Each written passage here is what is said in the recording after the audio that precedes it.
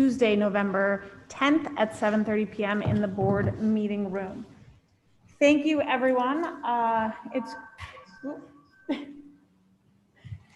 good to see everybody again. I will say, as we all heard from the first selectman, we are aware that COVID cases in town are rising. I'd like to thank the administration for their fast action last week, and also for their the community in understanding the need to be nimble. I do think that our ability to do accurate contact tracing and get our kids back in school as fast as possible is a credit both to the administration and this community. With that, I have heard from some people both sides of this issue, and what I would like to ask as a community, remember there is no stigma in being ill. Please come forward. We consider it helpful to the public health crisis. It is helpful if you come forward. Similarly, if people can refrain from rumor, innuendo, especially dealing with children, there's a lot of pressure around facts like that. We thank the families who have quarantined their children, even if it is just to be the safest of the safe for other children. But I would ask the public to refrain from spreading things unless they know it for a fact. Better to ask a question than to make an assumption, because I think everyone here is trying to do their best, and there are children behind this, and we want everyone to feel comfortable in coming forward, and that is how we get through this. My tagline has always been, we get through this when we get through it together, and the more we can continue that, the better. But I do thank the community of Darien. I think all of us, including the board, got the phone call early in the morning with the high school closure. I think it was in the best interest of our children's health and safety. And so I'm sure we'll have some questions on that tonight. I think that the administration has demonstrated that they will take public health and safety of utmost importance. So with that, we'll move on to the meeting, and I will open it up for public comment. Good evening. If you would like to speak during public comment, please click the participants icon on the bottom of your Zoom screen. Next, click the raised hand option. You will notice a blue hand icon appear in the upper corner of your screen where your face, name, and/or number appears. When it is your turn to speak, the facilitator will identify you and announce that you are unmuted for public comment. Once recognized and unmuted, please state your name and address. You will have up to 3 minutes to comment. Jonathan Dunn, you are unmuted.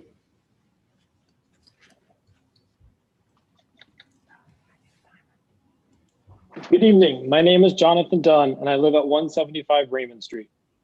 Tonight, I would just like to speak briefly on the safe, full reopening of our schools and to commend everyone involved over the last month. My daughter is a kindergartner at Tokenique. Simply said, the difference in her learning and engagement during a month of in-person learning compared to a month of hybrid learning is astonishing. Every day she comes home happy, telling us all about the activities at school and what she learned that day. She's excited for the next day of school and is constantly practicing her reading, writing, sight words, and math problems. None of that happened during the hybrid learning, when she wouldn't be in school for days, had little interest in her lessons, and did not have the patience to sit in front of a computer for hours on end. As was voiced by numerous concerned parents during public comments at past meetings, it is beyond clear that the hybrid model does not work for our youngest learners. Given the uptick in cases at the high school, tonight I'm asking the board and Superintendent Adley if they have looked further into a different plan for K through 2 to better accommodate their age and learning abilities if schools were forced to return to the hybrid model in the near future. As was obviously apparent during the hybrid period in September, a one-size-fits-all strategy for 5-year-old kindergartners and 18-year-old high school seniors is simply not viable. It is my hope that the board and Superintendent Adley are being proactive in identifying better ways to accommodate and educate our youngest elementary students. Thank you. Thank you, Mr. Dunn. Next speaker, please. There are no more raised hands at this time. Great. We will turn it over to the superintendent's report. Good evening, everyone. And if you're looking in, thank you for joining us this evening as we enter our 5th week of in-school learning. A huge thank you to our staff, in particular, we may say to our nursing staff for all of their efforts and basically trying to keep everybody safe. And we very much appreciate that, and they go well beyond that. I would also recognize the staff in general. I think the learning that has taken place in the mode we are in is a reflection of their dedication, their talent, and their hard work and their efforts. So with that, I certainly express our continued appreciation, as I do to our parent community, for all of your cooperation. As board chair says, this is a community of charge and a community event in the sense of keeping our kids safe. So we thank you for partnering with us in that. Board chair also mentioned the recent October 22nd, last Thursday, the cancellation of the high school to go to remote. Thank you to everyone for their understanding, our parent community. It certainly tested the system pretty quickly. And it's a wee bit of a testament to the system, particularly to our high school staff, how quickly they could adapt. It's just short notice. And if you were stuck in that traffic, board members or otherwise, I apologize about that. But it's important that we do make the decision in the best interest of our students. We continue to do that as a characteristic of this district. I'm happy to talk a little bit more about that during the reopening plan, but I just want to recognize our community for that quick transition, which wouldn't happen without their cooperation. Let's not forget about our students' cooperation and also the readiness of the staff. So thank you for that. We did have a number of parent workshops, meetings, or whatever you would like to call them, but there were 6 sessions, and they were very well received, very well presented, and just very well received by the community in general. It actually proved very informative for us to listen to some vignettes and some recommendations and thoughts, and it was a two-way conversation, and it was very well received, and we're doing some reflection on and some takeaways from that actual meeting, or the 6 of them. Some people joined, at least 4 of them, which is giving a lot of kudos for staying the course. We will continue to recognize our veterans this year. Obviously, it's not in person, but we'll do it remotely, and make sure we appropriately express the honor and appreciation to our veterans. The bus transportation study analysis is nearing completion, and it will come to the board immediately thereafter. Yeah, it is the season, and it's the budget season that's well underway. Budgets are coming from departments and schools for consideration and review this particular week. And November 3rd is election day, as we know, and there's no school that day. And Mr. Tramberg, along with the staff, have planned a tremendous day of professional learning, remote learning for the staff. Great, thank you. With that, we will move on to the approval of minutes. It's requested that the board approve the following minutes. Minutes of the special meeting and executive session held on October 13th, 2020, and minutes of the regular meeting held on October 13th, 2020. May I have a motion? Mr. Maroney so moves, Mr. Burke seconds, all in favor, and that is unanimous. Thank you, everybody. Are there any board committee reports this evening? Just real quick. Sorry, Dennis. You did have your hand up. I just jumped right in. The finance committee did meet on Wednesday, October 21st. And just to keep everyone apprised, all the committee members were present, and we will review that information later on in the meeting. And there are some transfers to approve. Thank you. Mr. Maroney. The Facilities Committee met on the 15th of October. In this meeting, the committee saw the first draft from Northeast Collaborative Architects for the removal of portable classrooms in library and media center and learning commons study. The study was ambitious and it ventured into gymnasiums and large gathering spaces for the elementary school. The committee noted its concern about the increased scope of the draft. The committee requested additional information, including some revisions, information about the high school, Middlesex, Tokenique, and capacity information reconciling our policy and enrollment to the current and proposed spaces. The committee's next scheduled committee meeting is 12 November. Given the scope and questions raised in the October meeting, we anticipate needing additional direction from the board and plan to bring that forward when we have the remaining items from the architect. Thank you. Any other committee meetings? Mr. Burke. Yes, the policy committee met on Friday, October 23rd, with all members present. I'll defer the report since we're on the agenda later on. Great, thank you. Anybody else? Okay. We'll move on to presentations and discussions. An update on reopening, Dr. Adley.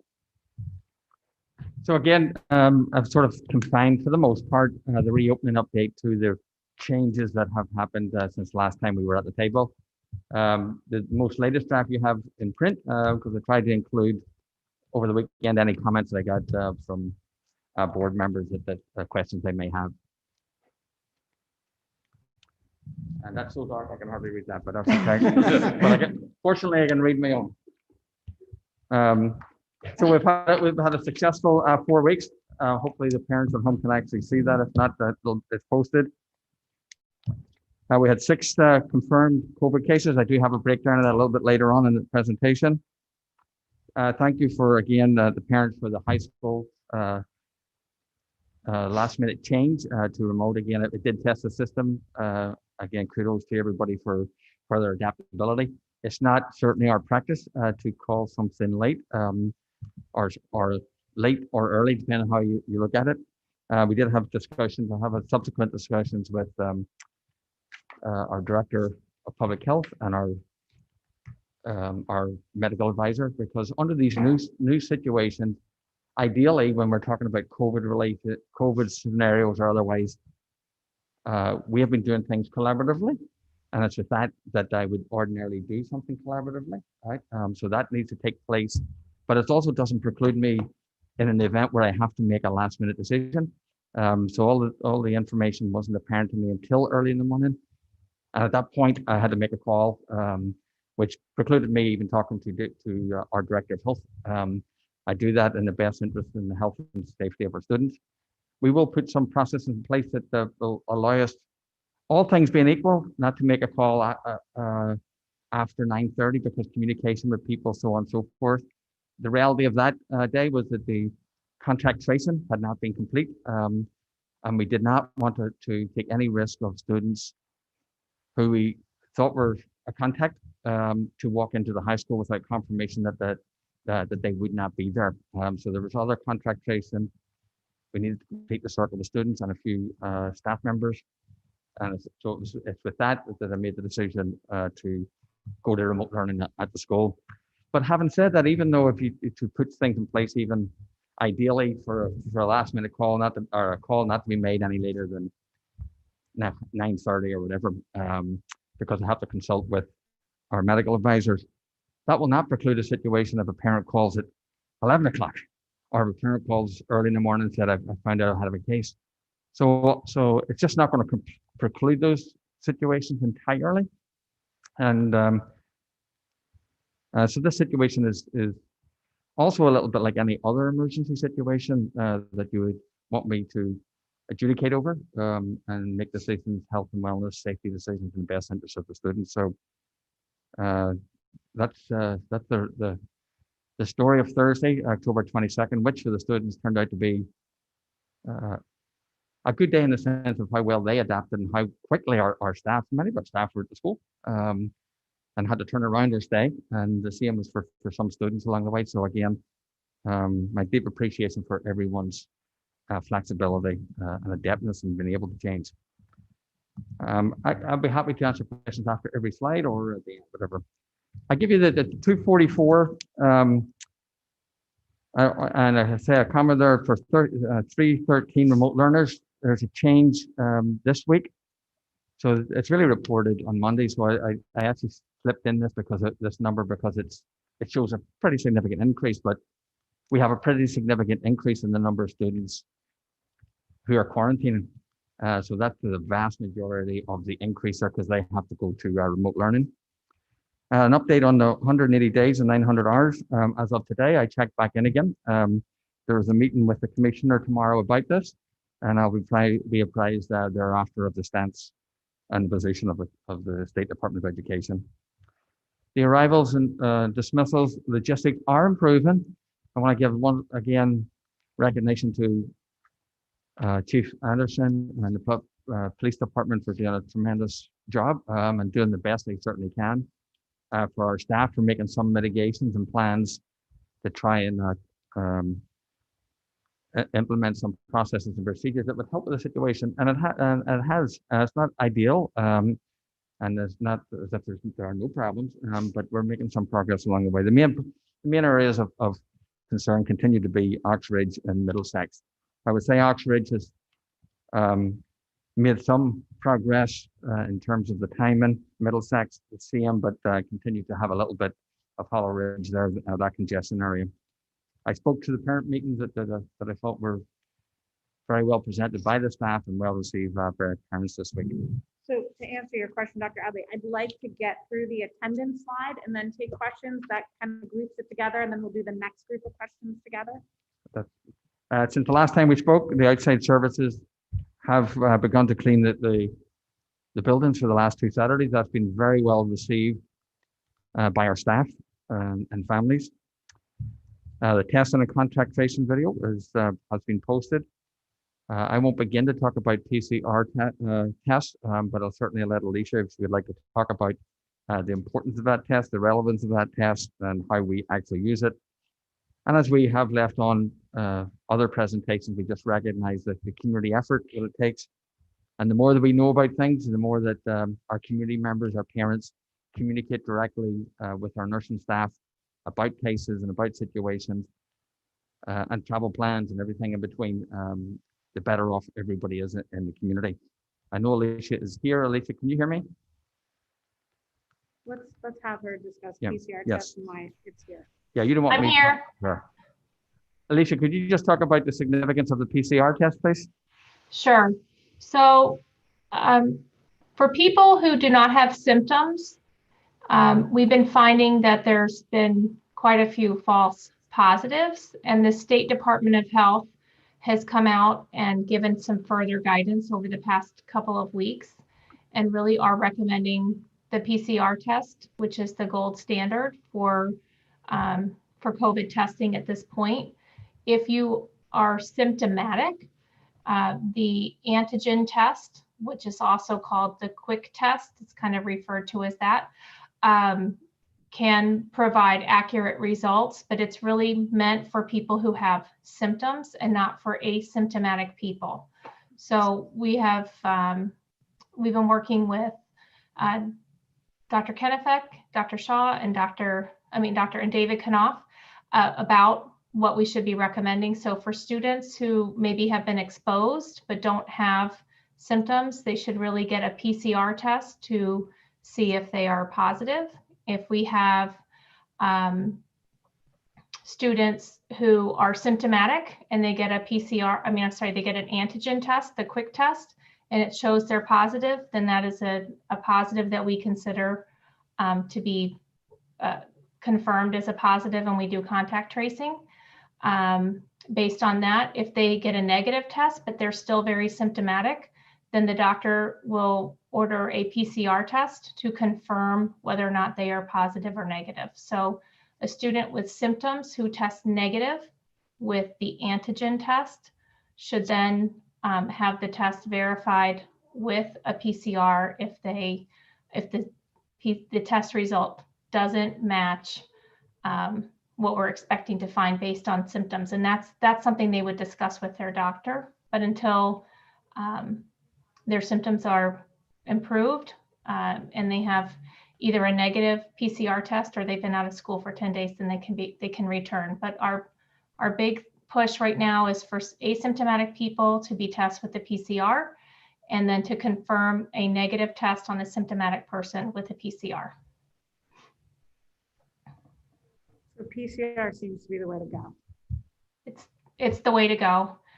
What it looks for, the hard part about the PCR is it doesn't test for live virus. What it looks for is for pieces of the genetic material, RNA, of COVID. So it detects that, and that can be detected whether you have an active case or not. But that's definitely the confirmation test to have done.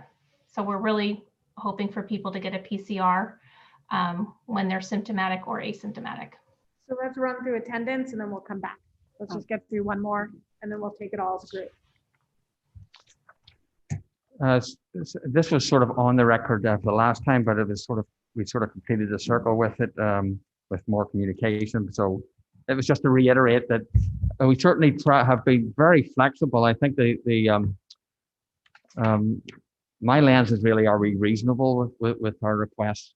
And I think in this case we're very reasonable. If we're looking to be accommodating to our community, the idea if you want to switch first of all from one mode to another, 72 hours is a very, very reasonable time frame. Many of the surrounding districts and so on, you're locked out for a quarter or you're locked out for the semester.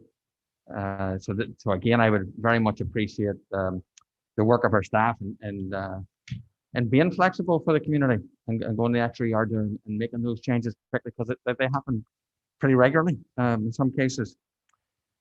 The reason we just don't do things automatically, it just does require some transition. Having been in the classrooms, having seen what the teachers are doing with the cameras and how difficult it is to actually execute the remote learning, it just is. It's just hard work, and there's preparation to be done that people just can't be just dropped in, dropped out, or else it's just going to get a wee bit chaotic. And I think that what was built in there is a reasonable time frame. So particularly, we want to make sure that it's okay to be out sick, as we have said at this table before. That happens in ordinary, normal times, whatever that happens to mean at this point, and it's okay in this particular case. But it's understandable that people would want to perhaps transition from one to the other. But it is okay if you have an illness that is.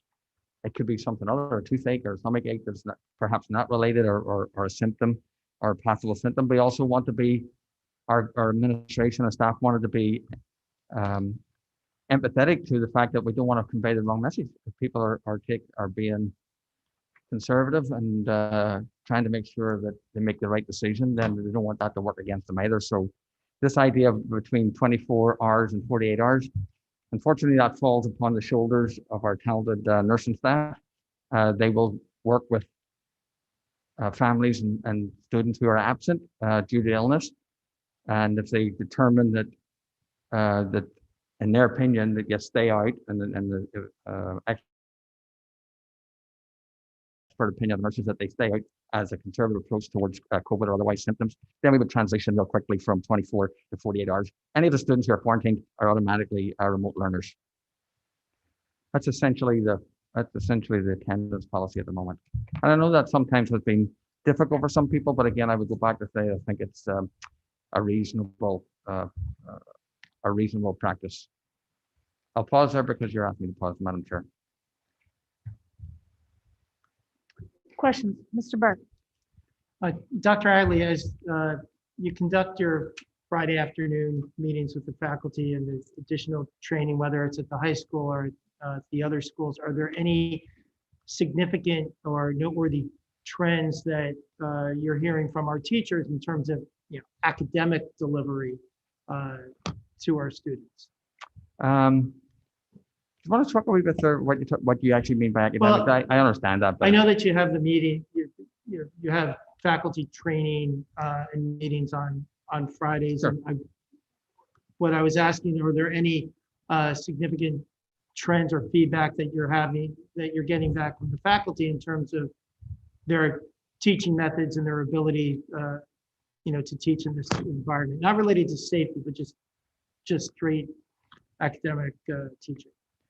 So there are specific things around some of the technical issues that we provided training in. So that's a particular area, but also our PLCs, your instructional practices, what has worked, not just the technical part of it, but what instructionally is working in the classroom in order to provide something either online to people or in person. Because that doesn't stop either in terms of if you're a science group of science teachers, you still have to talk about how we instructionally providing the curriculum to people. What's the feedback? What's the changes that we're making instructionally? Chris, if you want to speak any more to that, you can. I would just add, as a continuation from last time we talked about it, just the challenge of collaboration and small group instruction when students can no longer work in small groups. So the technology that goes with that has been a challenge, and just the behavioral less stamina than before. So one of the big adjustments in my conversations with teachers across all grade levels is just the ability to have the stamina to get through the day with the same way they may have last spring. And that's new learning as well. I would say that this Friday afternoon, just because you mentioned Friday afternoon, honestly is critical. In most cases, the staff have lost their common planning time together, right, and their PLC time together because of the way we had to do the schedules, and this is the opportunity to do that. We have like support services who have been trained to bring kids together in groups and so on and so forth. Now we have to, forget the term, untrain them to do something different. So it applies. It just applies right across the spectrum of student needs, and it's just I can't tell you how valuable it is to the staff and how much they value it in terms of supporting the kids in the classroom. Thank you. Mrs. Ritchie.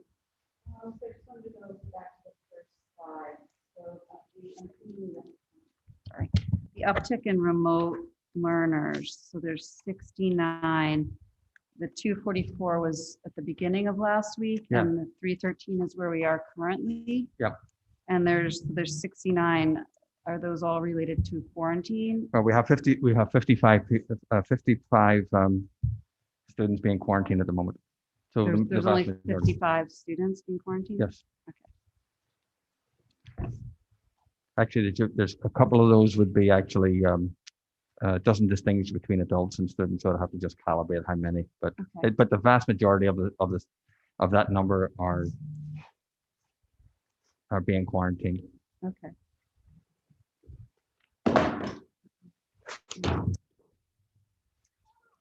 Any other questions? Mr. Maroney? Yeah, so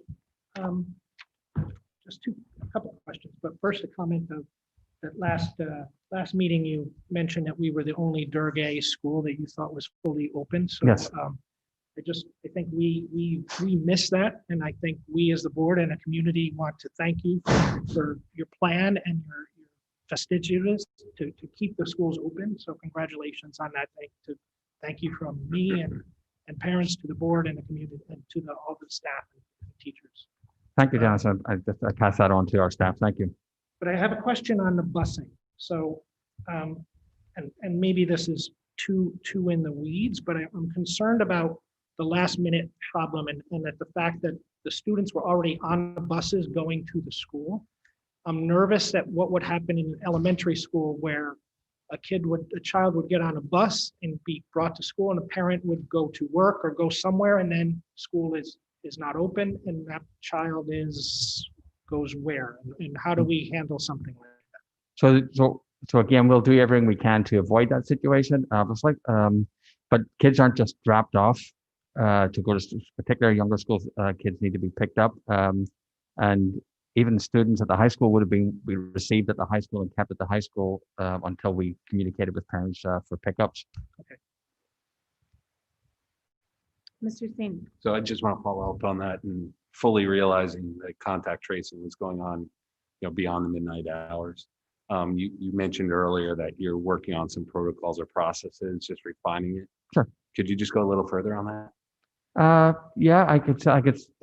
We've had discussions with, again, the Director of Public Health and Alicia, our nurse and supervisor, and Dr. Kennefick, our medical advisor. And because in this case, if we are closing because of COVID-related matters, for the most part, well, not for the most part, I'm required, right? And it makes common sense this has been a collaborative effort the whole way along, and their expertise is important.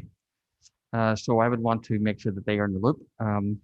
So we have sort of said that, look, listen, if we have to make a late call, we need to be able to talk to them by about 9 o'clock in order to reasonably get to our parents a notification for the next morning. So that's basically one of the processes we've put in place. But again, I can't preclude a very last minute scenario that someone thinks they're doing the right thing and communicating with us, and then therefore I got to make a lot, even outside Dr. Kennefick or David. But that's basically what we've put in place. So can I ask a clarifying question following up on that? There's the notification to the health department of a positive COVID test. And then there's the decisions to open and close schools. Now, both of those things we hope can happen in tandem, but I feel like what I'm hearing you say is, well, I guess maybe let me simplify. Was the health director notified of the COVID case the night before? The director of health knew about the COVID case we were working on, yes. So the concern was that all the contract tracing and notification hadn't been received. Correct.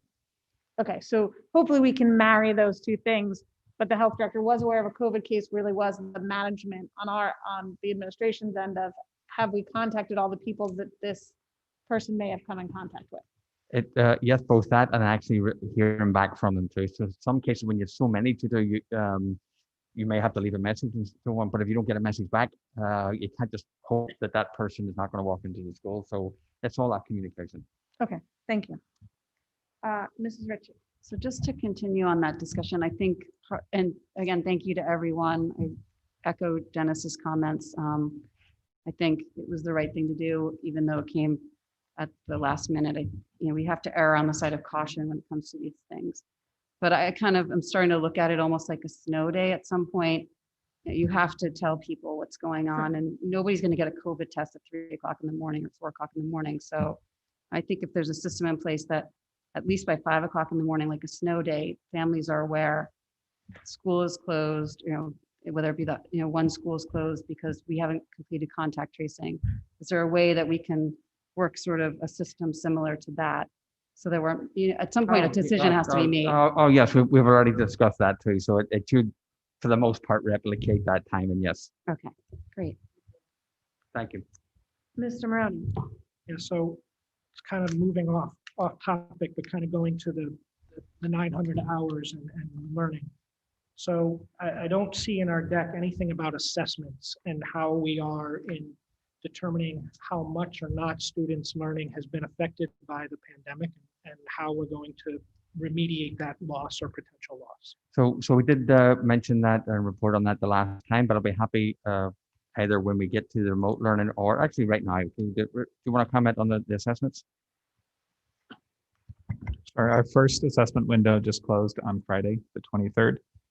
So we are looking at the data in two ways. One is looking at the student cohorts from last year at this time to this year, and then doing cross-cohort comparison. So what did first graders look like during this assessment window last year? What do first graders look like this year? From there, we'll make some determinations about pacing and any adjustments that we need to make to curriculum.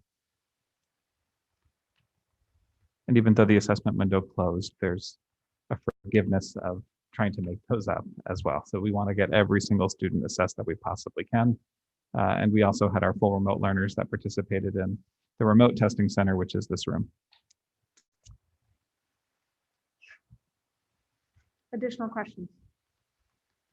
Mrs. Ritchie.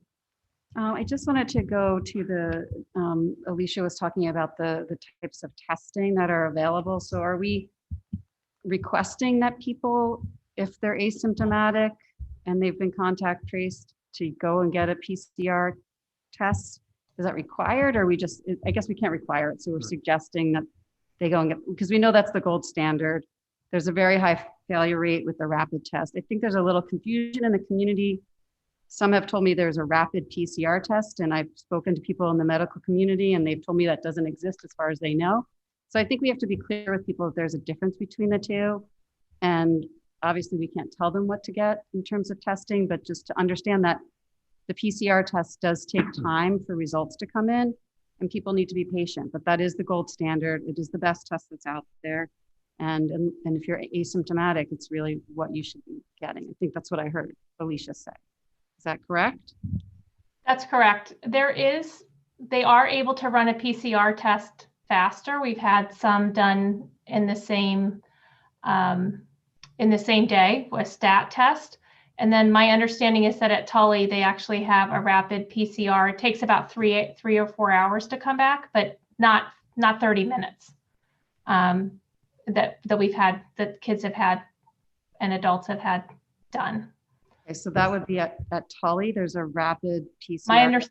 That's my understanding. Is a rapid PCR test that they're able to run there. I can attest it exists. Yeah. So is it a rapid test, or is it just they're able to process the PCR test faster? I can attest to it is rapid in that, like Alicia says, it's 3 to 4 hours, but they only have a certain number per day. So there's no guarantee when you go to tele you will get one.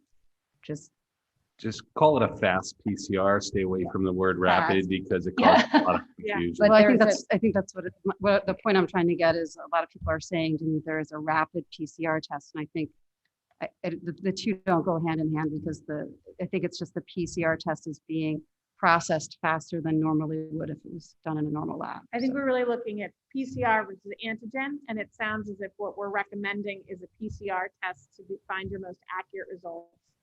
I am not a doctor. I don't play one on TV, but I feel like that's probably how we at this table should refer to it, so we know what information we're giving out. The antigen test seems to have less accuracy and gives some false positives. Although if you're symptomatic, it can be a viable test, but in general, a PCR will give you the most accurate. And then the quickness or rapidness of it, we will leave to doctors and the people who run these things. But we'll do PCR. That's pretty good. antigen. That's pretty good. Yeah. That's right. I do Well want done, to say Tara. that we had some members of the community went to the step for the PCR, and actually was very helpful for them as a family, but particularly helpful for us. And we express our appreciation for people who actually can go and do that extra step where necessary. Can I follow up So- just quickly on that? Sure. I know students can't, if they've been contact traced, students cannot test out of their quarantine. Can staff members test out of the quarantine? I do not believe so, no. Alicia? No. Thank you. So I think with all of this talk, and we're not going to solve it here, but I'm sure as a board, we're going to want to know with the holidays coming up, maybe at our next meeting, we could hear if the administration has any messaging, best practices, advice that we can just put out, given our staff and our students, and the traditions we may or may not all be following. But I think any thought now going forward would be helpful. But we don't need to answer it now, because I have no idea what the answer is now either. Do you want to hear a perspective, or you? No, I think we can get Okay. a perspective November 10th, because we still have time at that Okay, point. all right. And siblings as well, if we could hear about siblings returning from colleges and how that should be handled. Just we'll start to see more movement around the holidays, maybe some suggestions as best as you can, realizing we're an educational institution, but as best we can give any advice given the amount of shifting that tends to happen around the holidays. Mrs. Ritchie. Sorry, just on attendance, because it's been asked of me. When a child just has a sick day, the remote, moving that quickly to remote is not a possibility. But if a child has something other than COVID and is going to be out for an illness for an extended period of time, then moving to remote is a possibility. So in other words, if you know your child has a high fever and they're on antibiotics and they're going to be home for a couple of days, you can move them into remote. Is that correct? I don't know. You have it. So just say the end part. The So first part. the child is sick, Yeah. but you've gone to the physician and it's going to be an extended illness. Even though it's not COVID and they're not under quarantine, they could still, according to what I'm seeing here, they could still become a remote learner for that period of time. Maybe not immediately, but With the permission Right. from the nurse, they can. And if you want to, Alicia, if you want to share kind of what the filter is you would use for that decision making, you certainly may do that. So the nurses will talk with the family and try to get an idea of how long it looks like they'll be out, what the symptoms are, if they've been given an alternate diagnosis. And if the student is feeling well enough to actually attend online. Some parents that I've spoken with, I know that the nurses have spoken with, the students are really not feeling well. So it's not recommended that they do that, but they may be able to do that as they start to recover to go online. So we will move them, understanding that if they're not able to attend class, they would be marked absent, virtually absent. And so we've had situations where we're waiting to see how things kind of pan out. over a couple of days, and we try to move them as quickly as we can. I'm not really sure I'm answering your question, but Oh, you are. That's perfect. I want parents to understand that if their child is just out for 1 or 2 days, that moving to a remote is probably not going to work because they're sick and they should be home and Right. getting better. But if it's an extended illness and they start to feel better over the course of that illness and they need to go into remote learning, that is a possibility for them to switch. right. And the exclusion criteria is, stands from previous years, but it's been added to if they really have symptoms on those top symptoms on the COVID list, which is a fever, obviously, but fever, the new onset persistent cough, loss of taste or smell, a severe sore throat or a severe headache. We are recommending that parents speak with their healthcare provider for further advice and probably testing. And so usually that takes a few days to get the testing done. And so they would then be moved to remote learning, and we'll wait and see what happens. If they test negative, then they're able to come back. If they don't, if you choose not to take your child for a test, which is fine, we are really trying to follow with those symptoms, the public health protocol, which is they should be out for 10 days, which kind of almost assumes that they're positive, but we wouldn't do any contact tracing, that kind of thing with that, because we don't have a positive test. And then if they test negative or they have an alternate diagnosis, they saw the doctor, they have strep throat and they need to be out for a couple of days while they get the antibiotics going and they start to feel better, then we would try to move them to online learning. But if they're going to be out for 1 or 2 days because they went to the doctor, they know they have strep and they're coming back, we probably would just have them be absent for the 24 hours until they could return. Okay, thank you. So I'll move on to our next topic, but Alicia, while I here want to again say thank you. I'm not sure everyone in the community knows how much of the contact tracing, even for all of Darien, the school nurses are doing, how hard Alicia is working, sometimes at 11 o'clock at night when those phone calls come in. So Alicia, thank you. Thank you for all the work you guys are doing on behalf of the schools, but also for all the work that your staff has done on behalf of the town. This contract tracing is laborious, and you guys have really shown how dedicated you are to your craft. So thank you very much for all your hard work. And please let the entire nursing staff, on behalf of the Board of Education, know how thankful we are. I'll do that, and that's appreciated. Thank you very much. Thank you. Dr. Adley, athletics and extracurricular. So we added this one in from the last time, just as an update.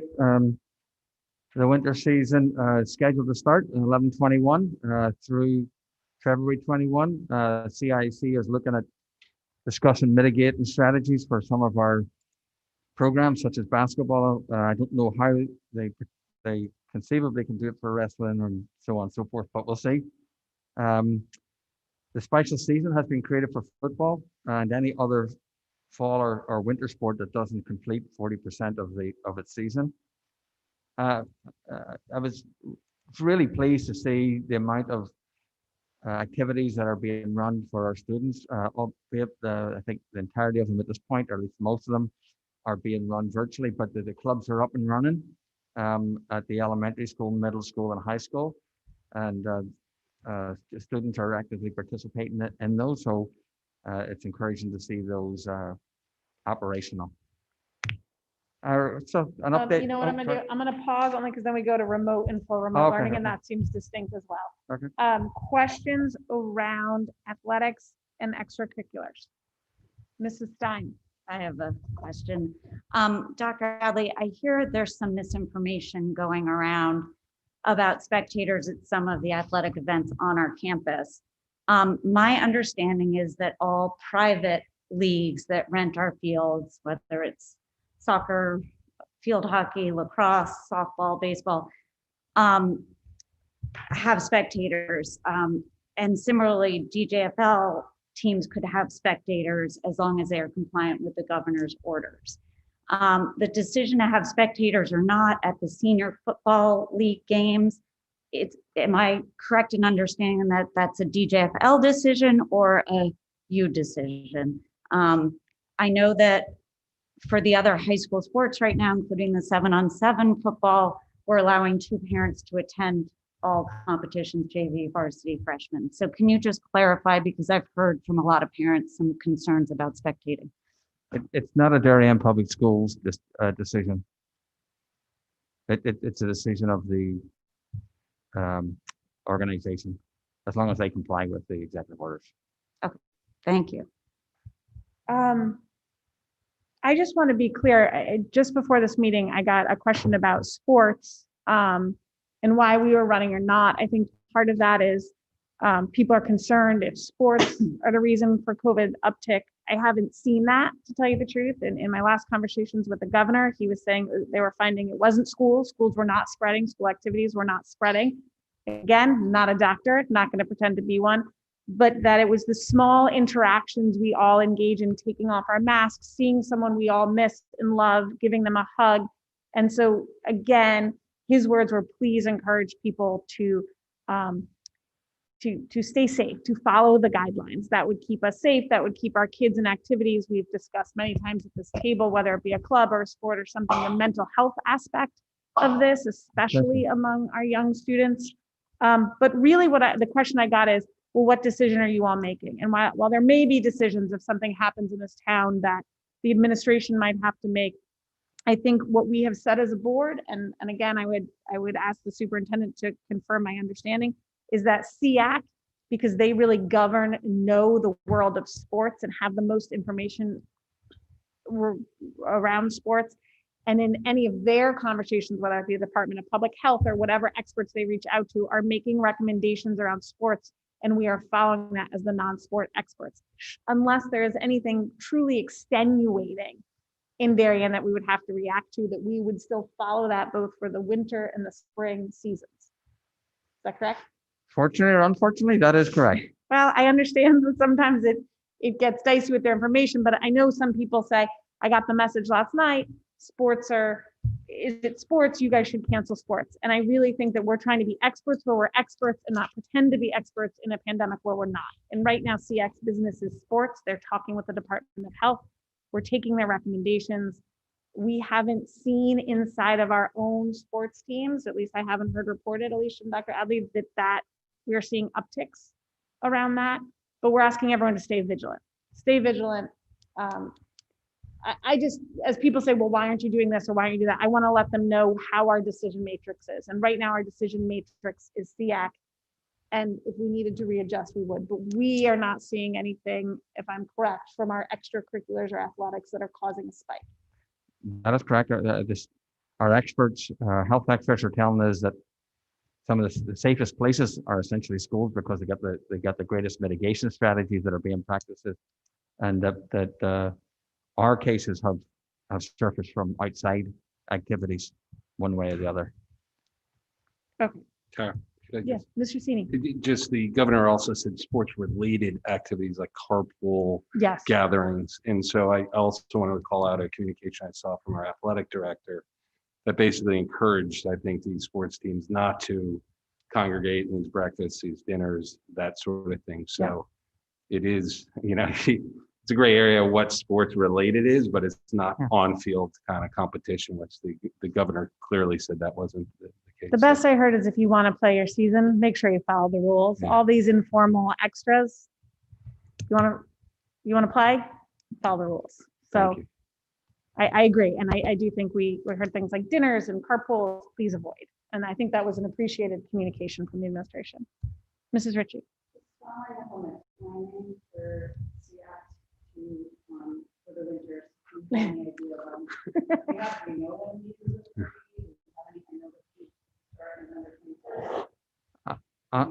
Honestly, that's what I'm just waiting to hear.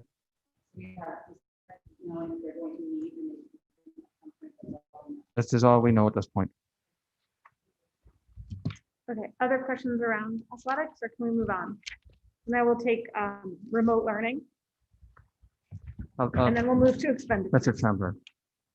So this is a follow-up to the survey that we sent to our remote learning families. And when I shared those initial results at our last meeting, that was about 76 respondents. And so when the survey closed, we had 94 responses that represent 126 of our remote learners. Just a reminder also that anytime the survey is given, it's representing a snapshot in time because our remote learning families potentially change every week. The next box just represents the breakdown of the percentage by school of where those remote learners are coming from. And that chart at the very bottom represents the remote learners by grade level at the time of the survey. So there's no great predictability to this. And if you take a look at this on any given week, it may look a bit different for many reasons. We can go to the next slide. Nope, one back. Oh, all right. So looking at the remote learner, thinking about remote learners having the tools that they need to be successful, we are doing much better than we were at one point with that. And there were 94 narrative responses as to what the successes and challenges were. And these are the themes that really cover what the successes and challenges were. So we have independence, responsibility, technology skills, and more synchronous instruction as what were called out over and over as successes. And the thematic challenges are socialization, specifically time with peers, some tech issues with sound, Zoom, Wi-Fi. There were some Zoom issues at the high school, but that has been addressed, and I believe that is much better. I have not heard otherwise. Collaboration and interaction as another challenge, and that really relates to the students, not only the socialization with peers, but being able to do that group work with their peers if you have students at home and students in school, teacher feedback, and just ways for students to share their learning live and in person. So those are the themes that have emerged. We are going to work to see what we can do to address some of these things moving forward with the building administrators as we anticipate remote learning can continue to take on many forms and affect different families throughout the year. Chris, is that's supposed to be 57% in the pie chart? It is. Yeah. It is not. So Okay. the data, two different data sets merged and got wonky, and so I just reran the numbers as I was looking at all of the charts, and the percentage of agree and strongly agree is 63% right now. So ignore that. I will update it. Mr. Brown. Could you just map the colors in the boxes, which percentage map to which? I'm sorry. So on this, the 37 is the agree, and 24%, or the 37% is strongly agree. And then I have a slide in front of me with better color. I can't see that well either. So 6% is agree, right? So the 37% is strongly agree on this. And I'm sorry, the green is strongly agree and the blue is agree, the dark blue.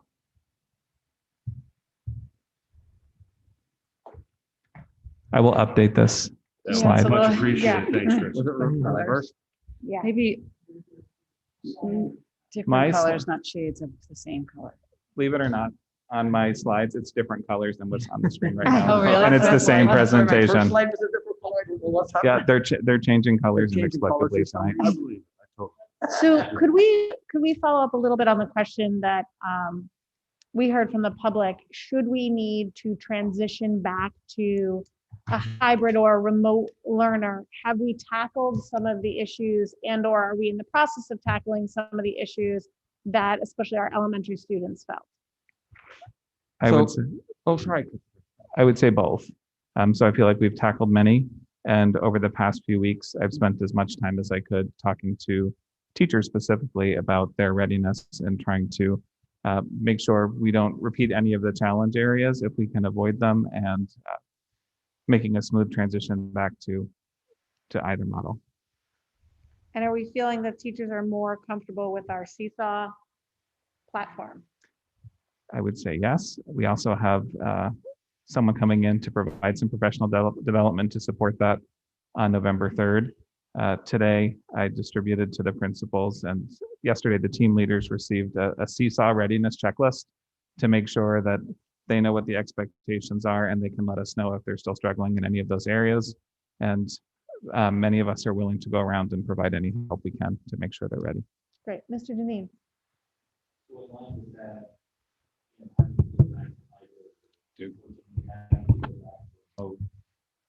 Is part of thinking through the plan, as we've seen over the last couple of weeks, these things happen quickly. So as you build a plan, are you to the point now where if something happens at the town level, the state level, or the federal level, we have to go hybrid or we have to go remote, and that decision's made during the day or later in the day? Is there a day that we're down? Is there 2 days that we're down? What is it going to take you to switch over to one of those models? Is it instantaneously? Have you decided in defining all of this that you need a day to ramp up? You need 2 days to ramp up? I think that's something we have to think about. And I think that would help the public, know if this happens, okay, from a planning perspective, we're down a day or two or whatever it takes.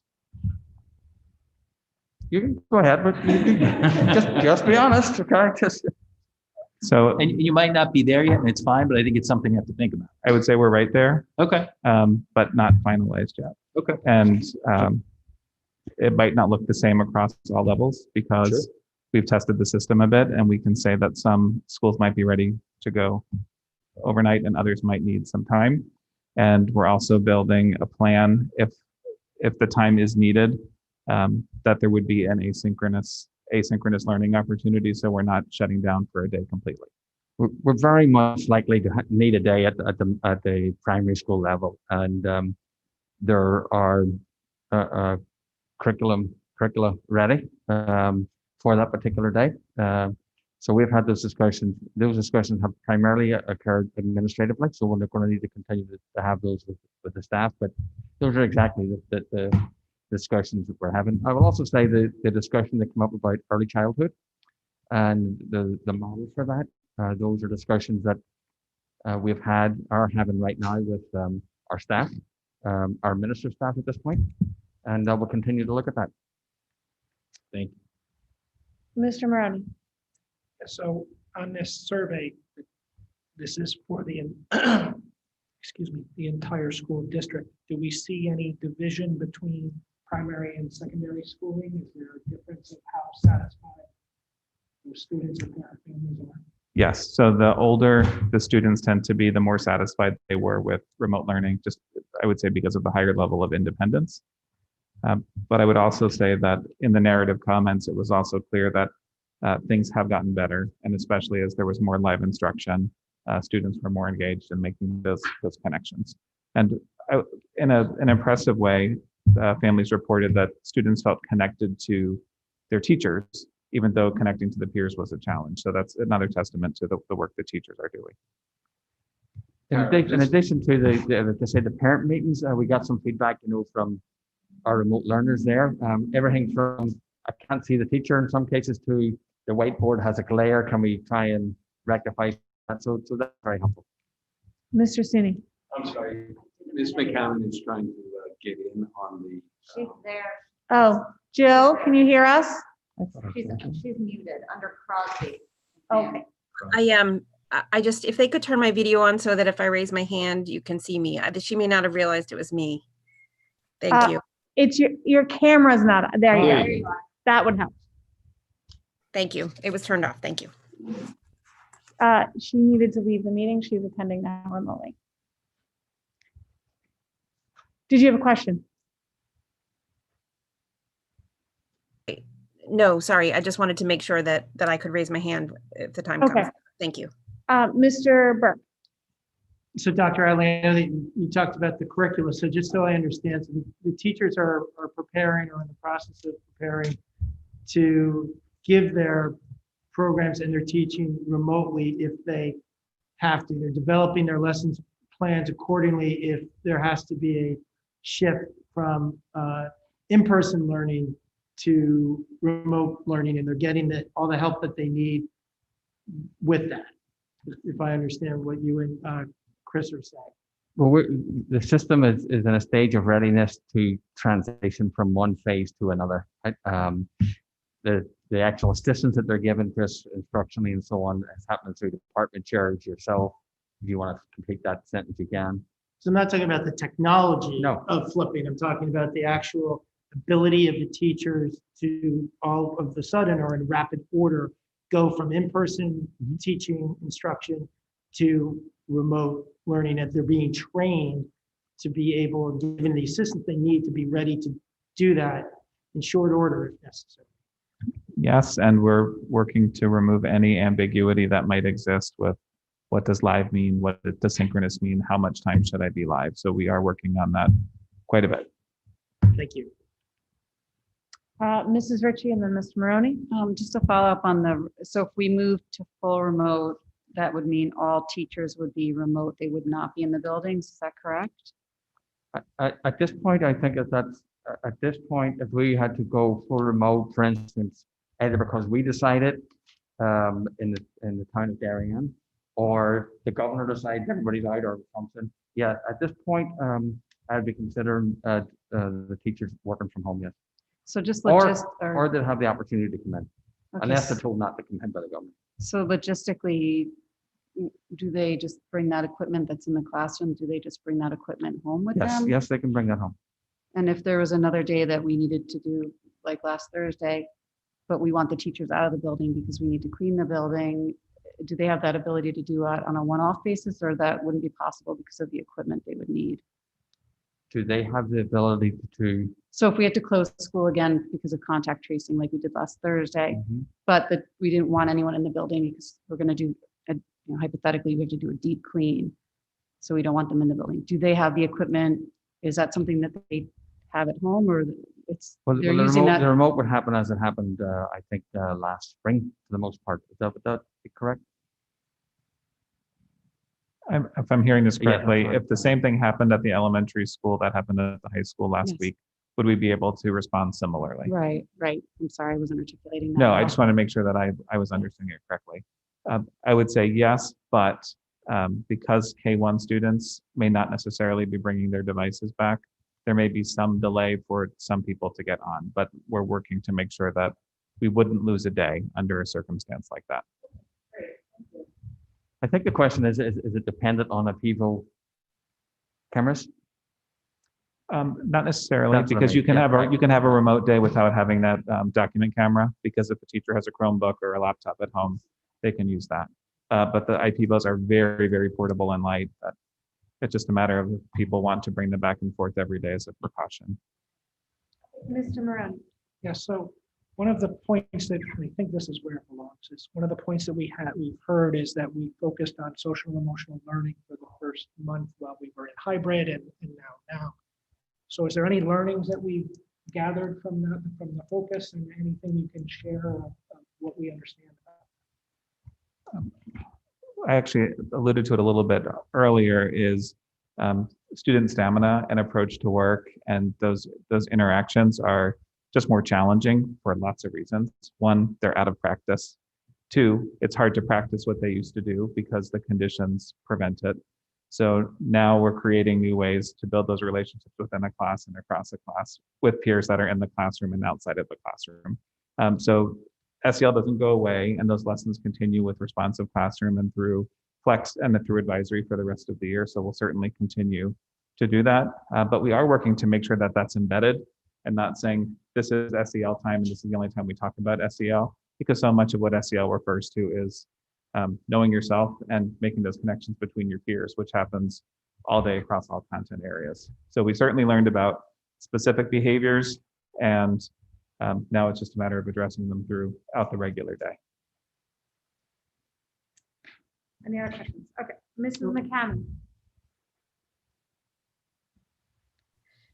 Chris, have you taken a baseline, or I know we started some assessments. Where are we in that process? Do we have any preliminary baselines, and what are sort of the next steps in terms of what we're doing with assessments right now? Yes, so the assessment window, our first assessment window, which we call Fall 1 at the elementary level and middle school, closed on Friday, the 23rd. This week is pretty much our makeup week and trying to get any of the stragglers made up. And we're going to look at the data in two ways. One is looking at the students within the cohort from last spring to this fall, and then the same time last year to this year, and then looking across cohorts to say, okay, how did first graders do at this time last year compared to how first graders are doing now? And then look at those two data sets to make some decisions about what we might need to address, whether it be pacing and curriculum in general. So that will be our work over the next couple of weeks. Right now we're in what we call Fall 2, which is assessing students who might not have met benchmark in those Fall 1 assessments. All right, we ready to move on to expenditures? Dr. Admin. So I don't know what's happening with the colors tonight, but there you go. So this is a summary of the expenditures. We did go to the Board of Finance last week, Board Chair, Mr. Riddle and I, and this is essentially a summary of the numbers that we presented. Your first column is the operating expenses associated with COVID. The grants are associated with COVID. That's the Coronavirus Relief Fund and the ESSER Fund, both combined as a summary of the expenditures.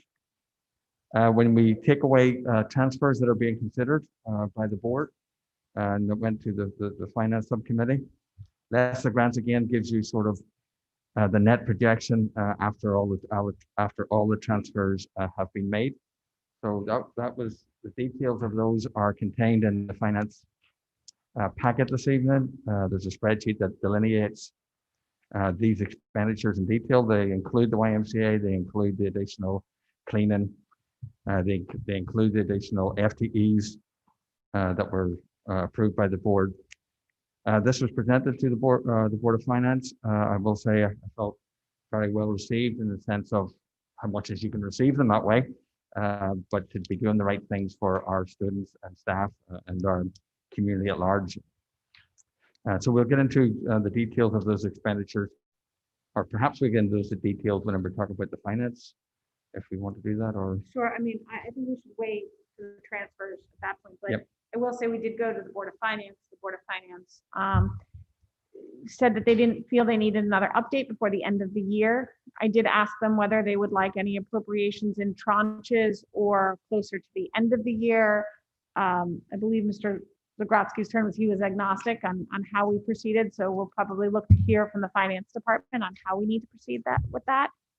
We were asked to provide continual financial reports from the finance committee, which we do anyway. They receive our full packet, but certainly that information we'll make available to all Board of Finance members, as we always do.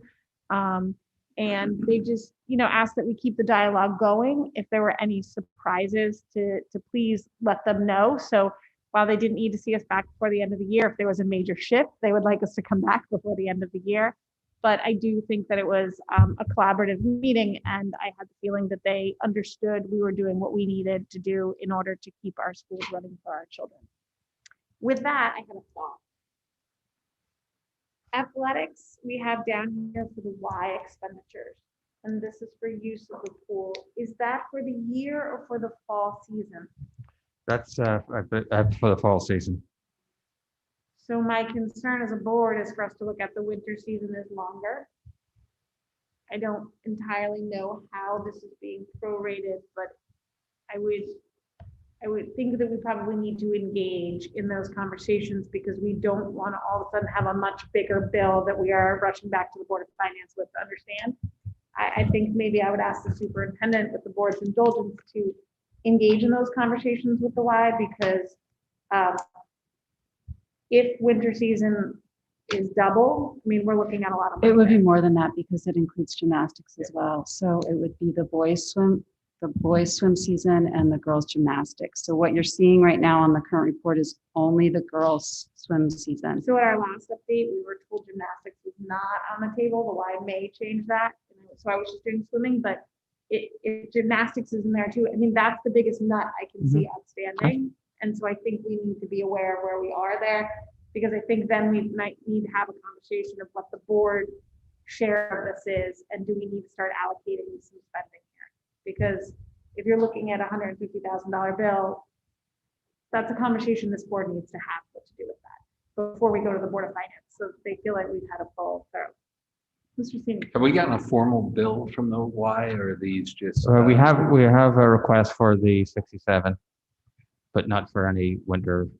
So prior to a season starting, this is a season we didn't know and we were in the middle of, but prior to a season starting, I think the board needs to be aware of the costs it's facing. If any. Mr. Denny. Just, Rich, I think you tried to clarify this last time, but I just want to confirm. So if you look at the 825, 667 for facilities, which a lot of that is cleaning, Majority of that's clinically. So is that number that we're looking at here, does that take into account we stay in the current mode we are through the end of the year? And that's a forecast as to where we're going to So it end? includes, assuming we're going to have weekend cleaning throughout the end of the school year, additional help, contracted help during the week through the end of the school year, replenishment of supplies, whether it's rags or cleaner or things like that. Through the end of the school year. So this 2675 is kind of looking out as to what our costs would be if we continued in this mode. Correct. The only item that's not in there, which was mentioned, is the YMCA. We were only given the girls swimming. I think part of that is we kind of put that cutoff at the end of December for using our facilities, our gyms. If that changes, we might not be billed in the spring. If it does change, we might be billed. Thank you. So I just think as we look at the budget, the board's going to need to know those scenarios and have a conversation around that. I think we'll get into details, specific details, but does anyone have any other COVID related questions? Okay, COVID status. I don't even know where those lines come from. I don't know. All sorts of things are happening to those slides over there. Anyway, this was requested by a board member, so I figured we'll put it in. I will say, to just in fairness to our staff, it can be unsettling as you do the contact tracing. We're trying to be very respectful of individual rights and privacy, right, and FERPA and so on. So we try and share as much information as we can, but I just share that because it's just, you're in a classroom, you can't really identify people, and certain students are, the nursing staff is talking about certain students and removing certain students and so on and so forth. It just is, it's hard because you can't really identify, you can't really share what you want to share or think you need to share. This is the level of as much as we probably can share that talks about the individuals, whether they're an adult or whether they are a student. So it's sort of self-explanatory itself, but the cases are increasing, the quarantines are increasing.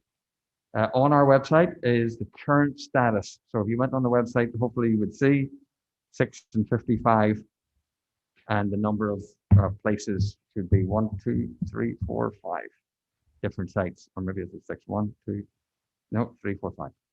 So currently the dashboard shows the current status. This is just at a national request to see. Question. Mr. Steen. If somebody resides outside of Darien, I realize this is the school count. I'm assuming they will not show up in the Darien count. On our site? No, the town. The town. So if somebody's trying to reconcile the town Department of Public Health with the Darien schools, if there's I mean, I'm gonna make an assumption, a staff member that is a positive but resides out of town, I'm assuming we will capture them in this report and on our website. But I'm assuming they would probably show up on their own town's website. Or that's correct. Okay, thank you. Mrs. Ritchie. So the first column is the current COVID cases. Yes, yes. And then the second column is the current COVID quarantine cases. Anybody who's been quarantined, yes. And then cumulative cases would represent Since the start. Since the start of. Since we've been. Cumulative of what? Just total number of the current cases are the cumulative, and the cumulative cases is the same at this particular point. But and so but the numbers are different. Which So- numbers are different?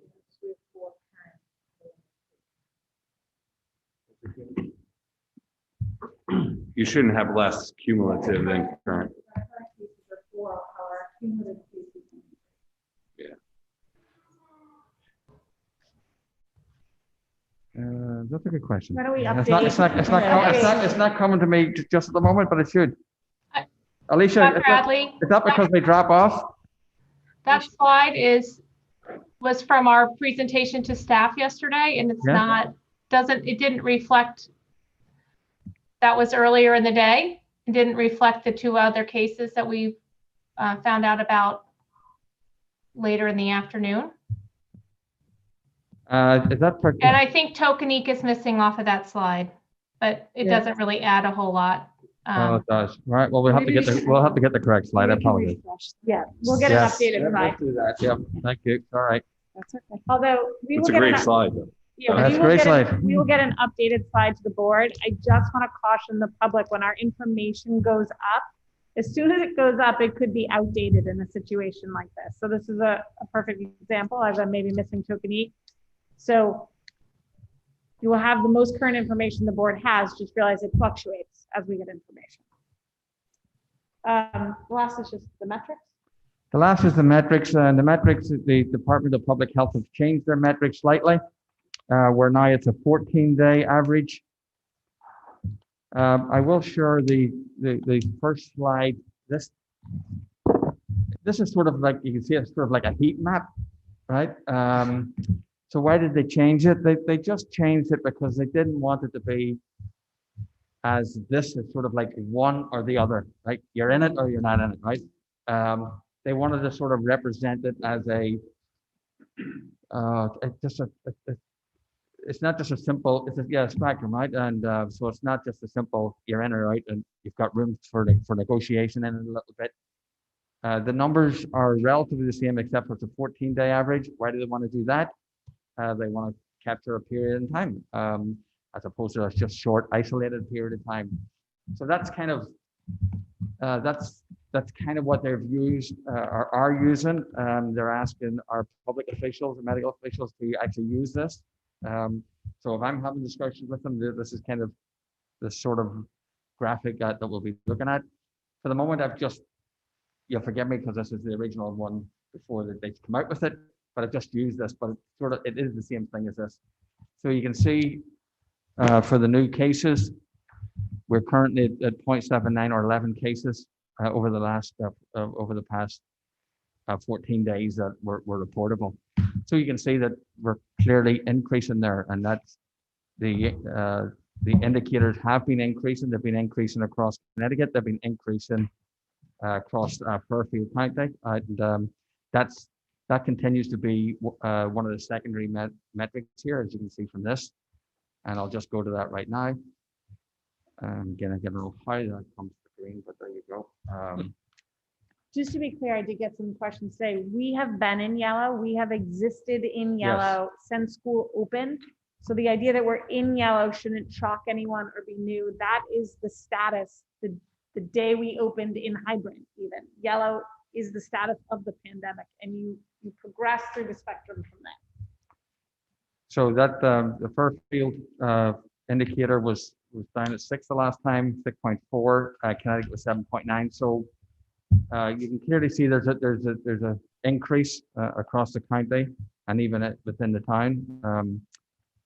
And so we continue to monitor that, but currently we're still in that section that would indicate that we should be considering in-person learning. But we continue to monitor that, and again, it's a very fluid situation. Okay. Mr. Sini. I think the confusion comes, there's a new heat map, town by town, like literally a geographic map. Yeah. That has now, I don't know, beige, yellow, orange, red. So maybe that's the. Yeah, I just wanted to allay people's fears of the sense of, oh no, we're in yellow. Yeah. We've been in yellow, we're managing yellow. Hopefully we stay in yellow, but. Again, those might not reconcile on colors. It's kind of the point. Between colors and grass. Maps and. We got to get a color spectrum agreed upon across every level. Mrs. Ritchie. So I just want to go back to our map. I mean, you don't have to go back to it on the screen, but so right now, just so everybody is clear where we are in yellow. We're pretty soundly in yellow right now. We currently have 0.79 or 11 cases. We would need to go above 2.2 or above 15 to shift to orange. And then even if we do shift to orange, we would, as a district, make a decision if that would indicate that we would go to a hybrid model. Or yes. Okay, so it doesn't, just because we're easing, I don't want to say we're easing towards orange, but if we get to that just orange place, it doesn't mean we're automatically going to switch to remote. It's sort of. No, you reassess the situation, yes. Okay, with the public health department. Correct. Okay, great. I thought Mr. Green was your hand up? No. Okay. All right, moving forward. Everybody good? Jill has a question. Oh, I can't see Jill. I'll keep an eye out on it. Mrs. McCammon. Thank you, Katie. I appreciate that. And Tara. So Alan, just to summarize, one of the things you make sure I understand, one of the things you said at the beginning is that one of the things that the State Department of Education and the Department of Health have come out and said is that school is one of the safest places to be because of the mitigation strategies that are in place. So that whereas originally there was a much more structured process where we would move more quickly into potentially hybrid or remote situations. Now, because of the belief that school on a relative basis is safe, they've tried to build more flexibility into your local decision making so that you can decide if you need to adjust your local environment, but they haven't necessarily dictated that when you get to a certain threshold, you must respond in a certain way. Is that correct? Jill, I think you just broke up at the end, but I think I got the gist of it. I don't know about more flexibility, because it's the same sort of process, but certainly perhaps not as rigid, right? A decision is probably as most accurate as I could describe it. But the collaborative process of triangulating the data, understanding what's happening in the community, what's the state of readiness in the schools, all of those things are also part of the ongoing discussion once we have to sort of make that discussion or make that decision. Mr. Brown. Dr. Adler, just quickly, it talks about statistically significant changes. Did we get any guidance as to how to interpret that, or does the health department inform what statistically significant is? How does that act? Yeah, well, they will look at these percent of positivity rates and make that determination from those. I'm sorry, who's they in this case? Oh, sorry, our medical advisor and director of health. Appreciate that. Thank you. Further questions? Okay, thank you, Dr. Adley. Reopening of schools, and at this point, it just might be current state of schools going forward will remain our number one issue, I perceive, going into the rest of this year. But we will move on to the presentation of student distribution class size, some of our regular work for the high school and Middlesex. Mrs. Dunn and Mrs. Summers are here.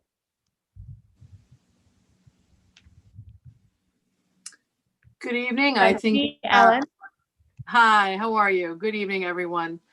I will introduce Paul's portion of the presentation. And before I do that, I wanted to take a moment to recognize both Paul Ribeiro and Megan Emanuelson for the work with the administrative team this summer in preparation for opening school with an altered master schedule. As you know, we do our best to have the schedule done every year before we dismiss in June. And indeed, the schedule was fairly complete at that point. Guidance counselors had met with students, selections had been made, and we had the challenge of taking that master schedule with an 8-day rotation and 7 periods meeting every day and converting it into a functioning block schedule with mini periods and some real creativity. Paul then was able to take the schedule that was already built and convert it into the schedule that we work with now, which saved a tremendous amount of work that had already been done, and also the selections that our students had made for their coursework for this year. So I wanted you to understand that and understand the transition that had taken place there. In addition to that, the work of balancing that he and Megan did as we prepared to open school was extremely important this year as we were working for the safest possible classroom settings for our high school students. So it has been a labor of love and care for our students and staff, and I want to recognize that. And I think the report reflects that work. So I'll turn it over to Mr. Ribeiro to share the details. Thank you, Mrs. Dunn. And I'm just going to share my screen here so we can see the report. Here we go. Can everyone see the report?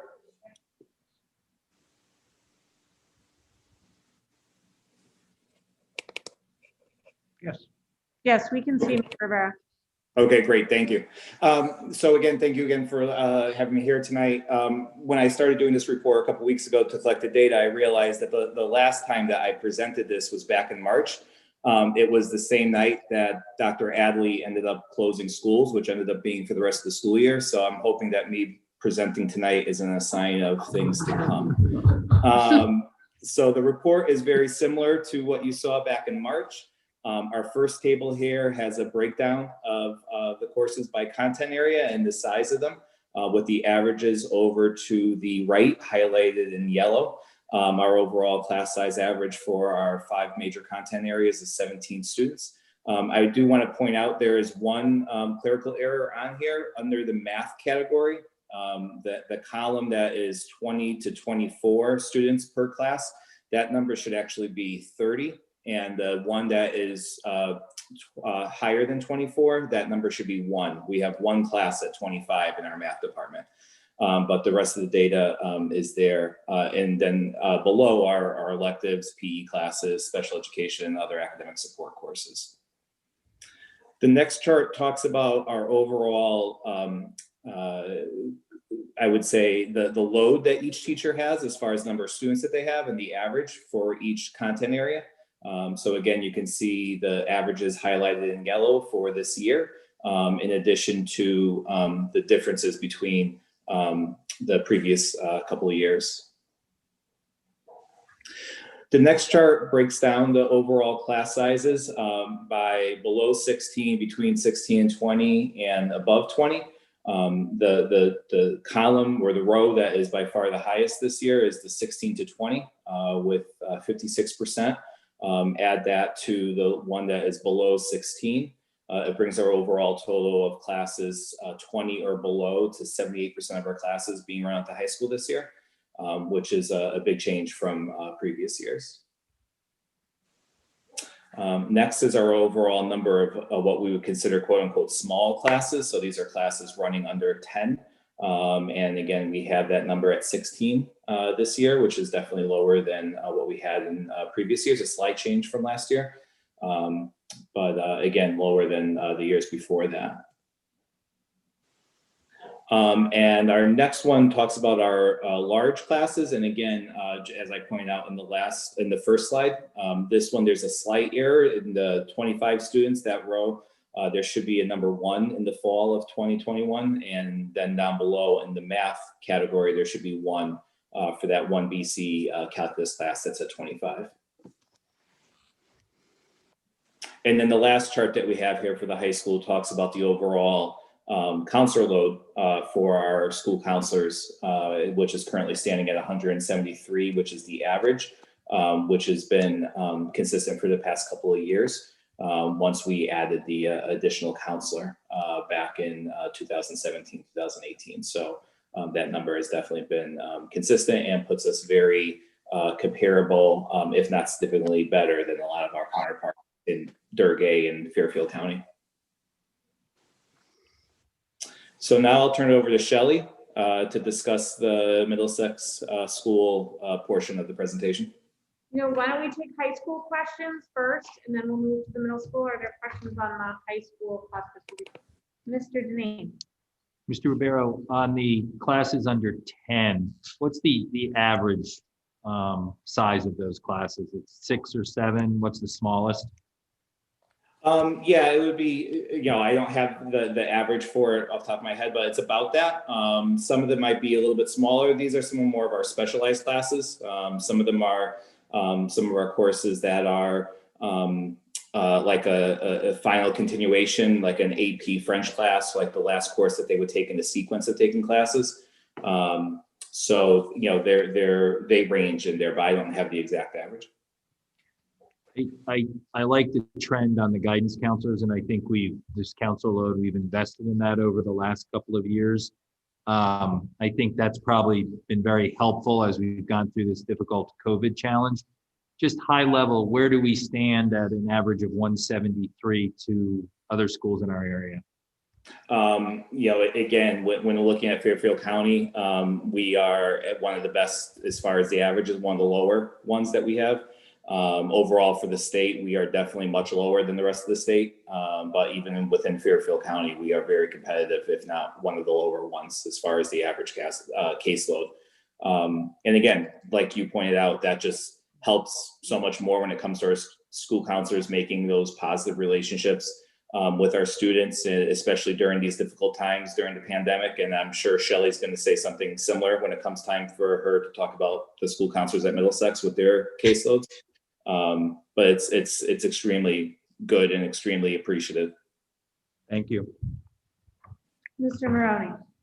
Yeah, so a question on the distribution of class size. I like the trend going down from, it's been 40 or around 40, even up to 49 of greater than 20, and now it's down to 22%. How did you accomplish that? So there were some mitigating factors that we took this year when it came to trying to social distance with some of our classes. We definitely wanted to try to maintain the 3 feet within the classroom. So we made efforts to try to keep those classes smaller.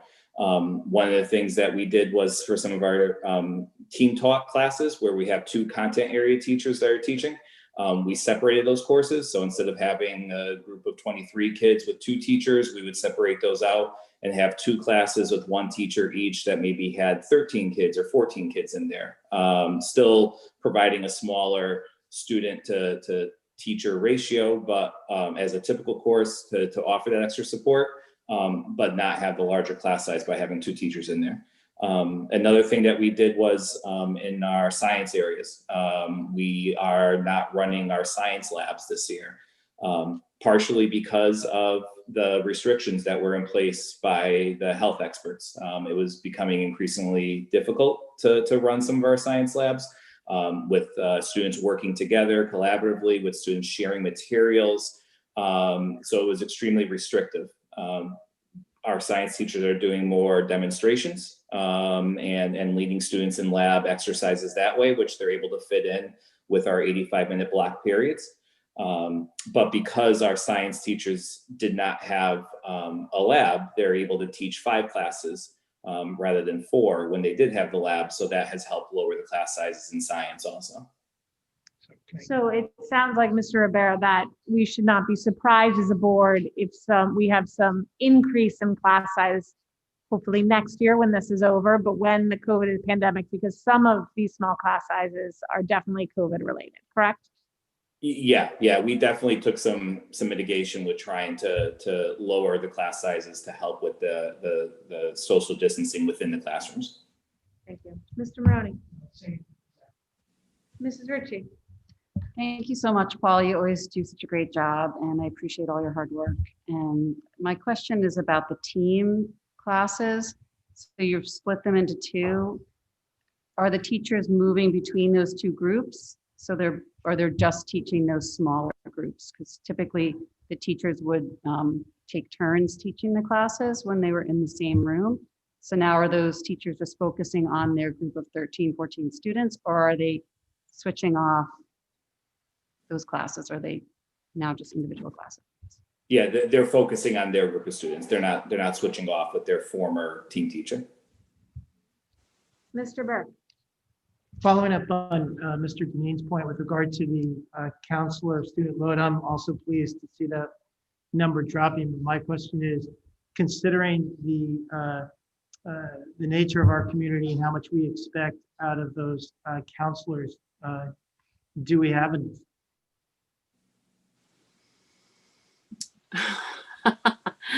If Megan were here, she would probably say no. But I would say, we're looking at next year. We have an increased enrollment projected, which will become part of the budget process of, I think, about 80 students for next year. And so that may be some piece of the conversation going forward. Thank you. Any other questions? All right, thank you very much, Mrs. Dunn and Mr. Ribeiro, for this thorough report. We appreciate it, and have a good night. And we'll move to Mrs. Summers. Thank you. Okay. Thanks, Paul. I have to, good evening, everyone. I have to echo Ellen's sentiments. Working with Dana and Mary on reconstructing the master schedule based on cohorts and the availability of space, and the various sizes of rooms at our school proved to be quite a challenge, but one that we feel we have conquered and done a really good job in splitting up kids in order to maintain social distancing guidelines. So though our average class size dropped, that's because of cohorting, and we had to have 2 teams with 5 cohorts. Most of our teams had 4, but in order to accommodate the numbers and find the right space for them, we added 5 cohorts for 2 teams at each grade level. So that meant that we added sections, and thus the average class size dropped to 19.8, which is, you know, in keeping with the other years, but a bit lower. Okay, go ahead, Paul. Our large and small classes, you'll see that in world language, we have 5 classes. What this really is that we have 5 students who are taking an advanced level course. Prior to COVID, we had planned a different structure of offering that course, but because of the constraints of cohorts and space, once again, these students are taking an online advanced course in a world language, and they're each listed as their own separate course. So it's really 5 students in one class. It's not 5 classes of students. We also had an over in 1 math. It just was over because that's just how it worked out with cohorting, and 1 English as well. And our class load is very much, the trend has stayed the same for teachers. We have additional teachers teaching 5 classes this year based on the cohorts, and some of our plans, of course, had to change based on cohorting and because of COVID. But pretty much the trend has stayed the same, as has, you can go to the next slide, as has the trend with our counselors. We have 1 counselor who's the lead counselor, who comes in a little bit less than the others, but he has additional responsibilities of scheduling and planning, so we decided to keep that as it is. So I think we did a good job in working out cohorts of students and in keeping them in one class. Our teachers rotate between classes rather than the students rotate, and it seems to be working well. Board questions? Can you just go back to that counselor slide for me? Jill's got her hand up. Oh, Mrs. McCammon.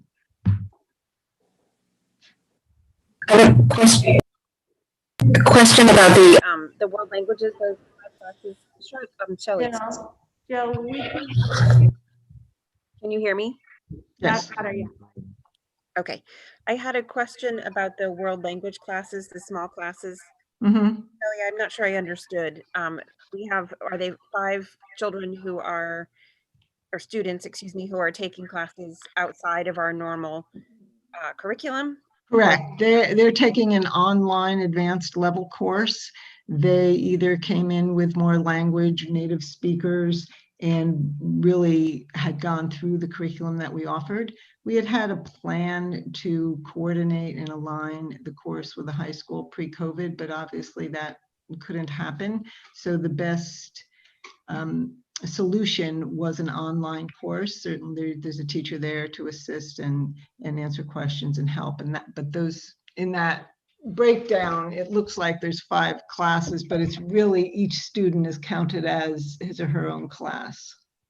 So there's 5 students, they work together for most of the time, not together, they're independently on their Chromebooks, and they're working through an online course. Thank you. And do they take it at the same time, or it's according to their own schedules? It's according to their schedule. So in a couple of instances, there's 2 at one time, but pretty much they're according to their own schedule, with a teacher check-in, of course. Thank you very much. I've answered my own guidance counselor questions. Are there any other questions? All right, thank you, Mrs. Summers, for this thorough report. We appreciate it and have a good night. Thanks. Madam Chair, may I just say just publicly to particularly our high school and our middle school staff, I mean, those are huge schools to try and solve the problems creatively around space and cohort. And they didn't leave a stone unturned in terms of any resources we had to be as creative as possible. And just publicly tonight, I just want to recognize them and thank them first. Thank you. No, I would say it was a Herculean effort, and we thank you for doing it so quickly. And in fact, as the administration continues its budget conversations, I would love for you to consider any lessons learned or anything about this having to recreate a whole new schedule. If there's benefits of that, I'm sure the board would love to hear that as we go into budget season. May I ask just another question, just procedure-wise? Does the board want to receive the plethora of class sizes, or is this the summary just quite enough moving forward? No, I would recommend the board continue. There have been times that has caused significant questions. I would recommend that the board continue. I just want receive to, it. okay, I'm just, all right. We don't have them this year, but the board has looked at section sizing controls, whether we've needed to add staff because of section sizing, and this report has always been quite helpful. Okay. Unless anyone on the board feels differently. A lot of paper, you could look digitally. I just know it is definitely been of issue looking at history and English classes, math needs in the past. So I would recommend the board at least take another turn at this before they decide to get rid of it outside of this COVID year. Moving forward, we will move on to the discussion and possible action on the 2021-22 consolidated federal grants. Mr. Tranberg. Good evening. There is a memorandum in the packet that provides a summary of the consolidated federal grants, titles 1, 2, 3, and 4 that have been submitted to the state. There is a grid that articulates really reflects a decrease in funding of the consolidated titles 1 and 2. That number is based on Darien's annual census poverty estimates, as well as adjusted allocations that are made to the state. And it's usually a combination of those two things that make for the number that you see. We have Title I funds continues to support one of our interventionists, and as well as some technology for our remote learning and some professional development as well. Title II is designated exclusively for professional development, and we are using that money to support some of our relationship with Teachers College, as well as our social emotional learning work, and again, meeting and supporting teachers' needs in the various learning models of in-person, hybrid, and remote. Our Title III funds are intended for supporting our EL population. Those funds have gone up over the years because our EL population has gone up, as well as the allocation to support that. And Title IV is the newest consolidated grant that we qualify for. So over the past few years, that's focused on our health and our PE curriculum, developing that, as well as the units and the lessons to support our PE and health teachers. And those are the plans to continue with that this year. Questions? Mr. Berg. Are any of the title applications, do they ask any information about the diversity of our faculty or staff? They do not. So the way the consolidated federal grants work is the money is allocated to us based on the data that we provide through all kinds of means, but that is not one of them.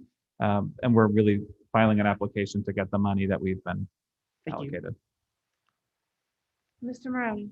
Yes, so last budget cycle, we had questions on English learning teachers, and just a question with an influx of people moving into from out of state or so we've heard into it. Do we have a need for that in this budget calendar year? I plan to propose that position in my budget this year.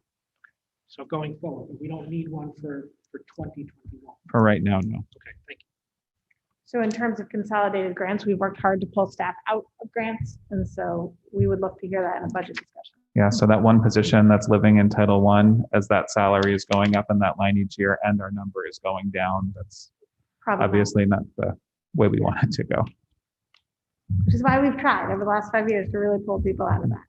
Any other questions around consolidated grants?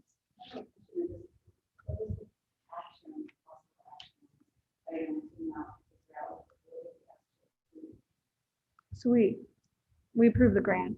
Okay, so request. we're approving the request, but it seems like you've already put the request through. Is that correct? Yes, the deadline was beginning of October. So usually we see them a little before the deadline.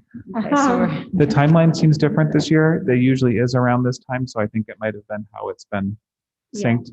However, with that said, we can make any adjustments to the grant if there are questions So, or. and the reason why we approve is these grants are specific needs, so the board needs to be aware of the needs that we're applying for. We're applying for as a Board of Education.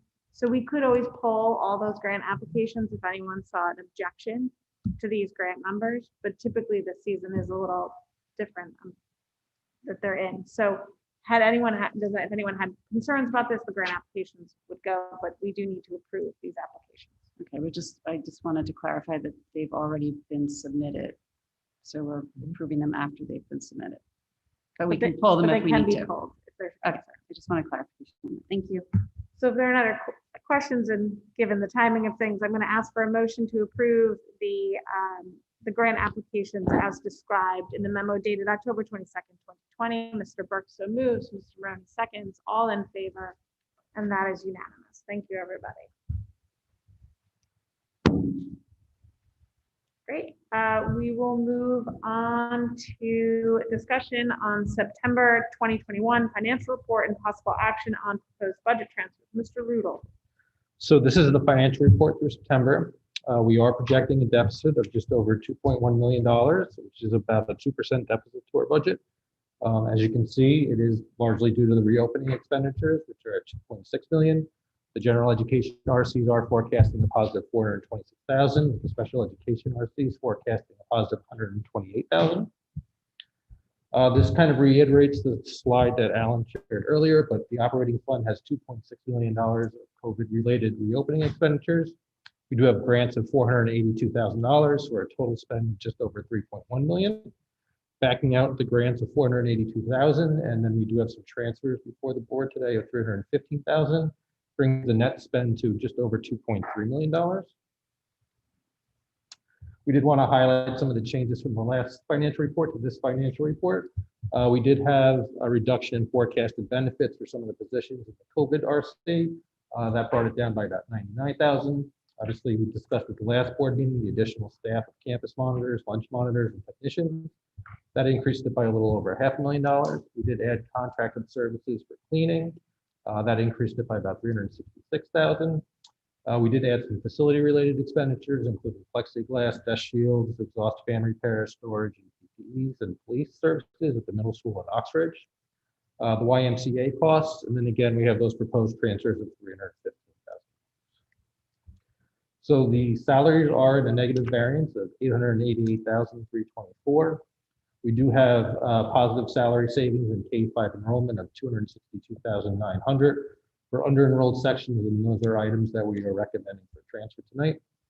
Rental custodial overtime is a positive $13,400.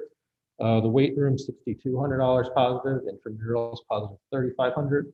Those are really COVID-related savings. Salary savings and turnover are positive $122,800. Contract support, some of our settled contracts came in under budget, and so the savings of a little over $36,000. And then reopening costs, salaries are negative $1.3 million. Operating is also negative, just over $1 million. Again, this is really the reopening expenditures. Those operating expenditures are just over 1.1.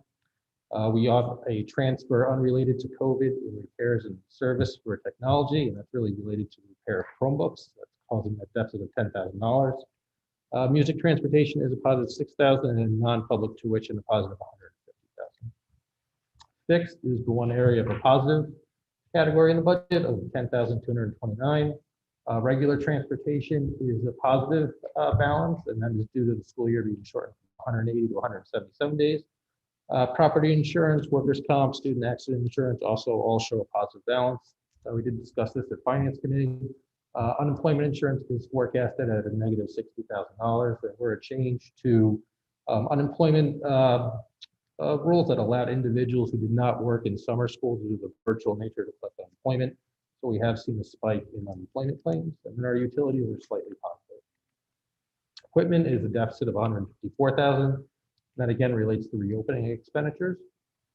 Revenue is forecasted to be short about $78,000. We are seeing a decline in building rental revenue as we are not renting out our facilities. However, we did see a spike in field rental revenue. Given the nature of area and summer school being virtual, we were able to rent out our fields.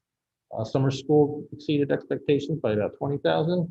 And we do have a shortage in ELP tuition. We have less students than expected. So the transfers for tonight, we are recommending transferring $66,169 to cover the COVID section at Hindley, the health insurance for that teacher at Hindley for $9,000, $113,025 to cover the COVID section at Holmes, $63,396 to cover the 5th grade Tokenique section, which was a COVID section, the health insurance for that COVID section at $9,000, and then $54,396 to cover the COVID section at Royal. And then the one non-COVID section transfer, as I mentioned earlier, is $10,000 for additional funds to repair Chromebooks. If transfers are approved, we would cover 4 of the 7 teachers that were in it. Question. So I just wanted to bring up the transfer, the broad category designated as COVID. I mean, that really is a salary transfer. And technically, I don't think our broad categories have changed in terms of the statutes.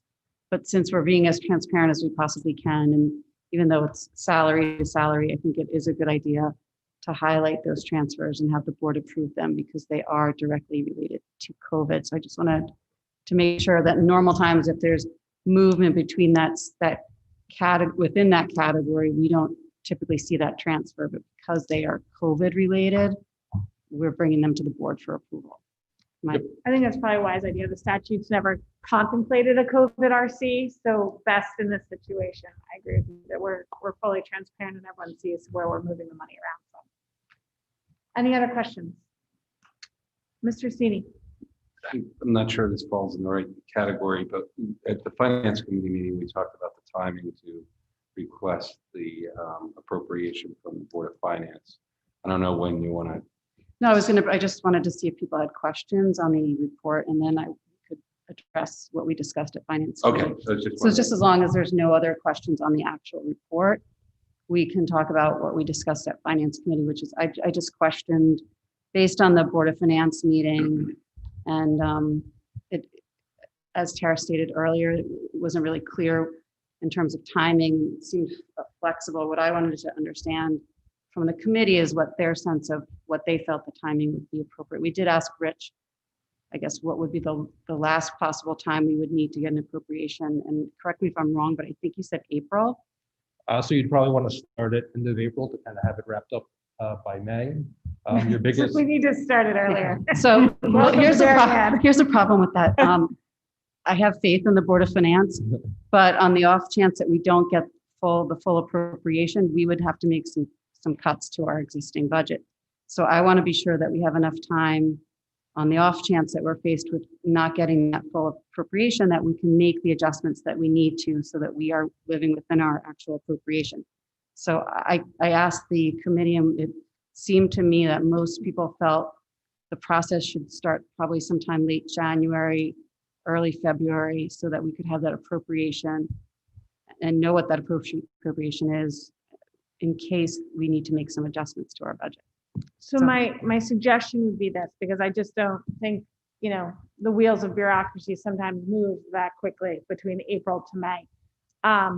And in terms of this appropriation, if passed by the Board of Finance, would most likely involve the RTM. So you're also gathering that 100 people to make a decision.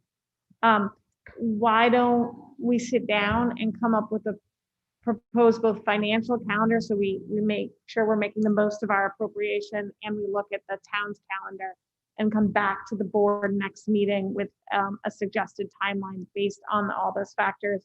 We can then put it out to Chairman Zagrotsky and Seth Morton as moderator of the RTM and see if they have any concerns or issues about it. But then at least we all have a roadmap that we're working with, and then we'll be as nimble as we can within that. But I agree, we'll probably have to start the process early,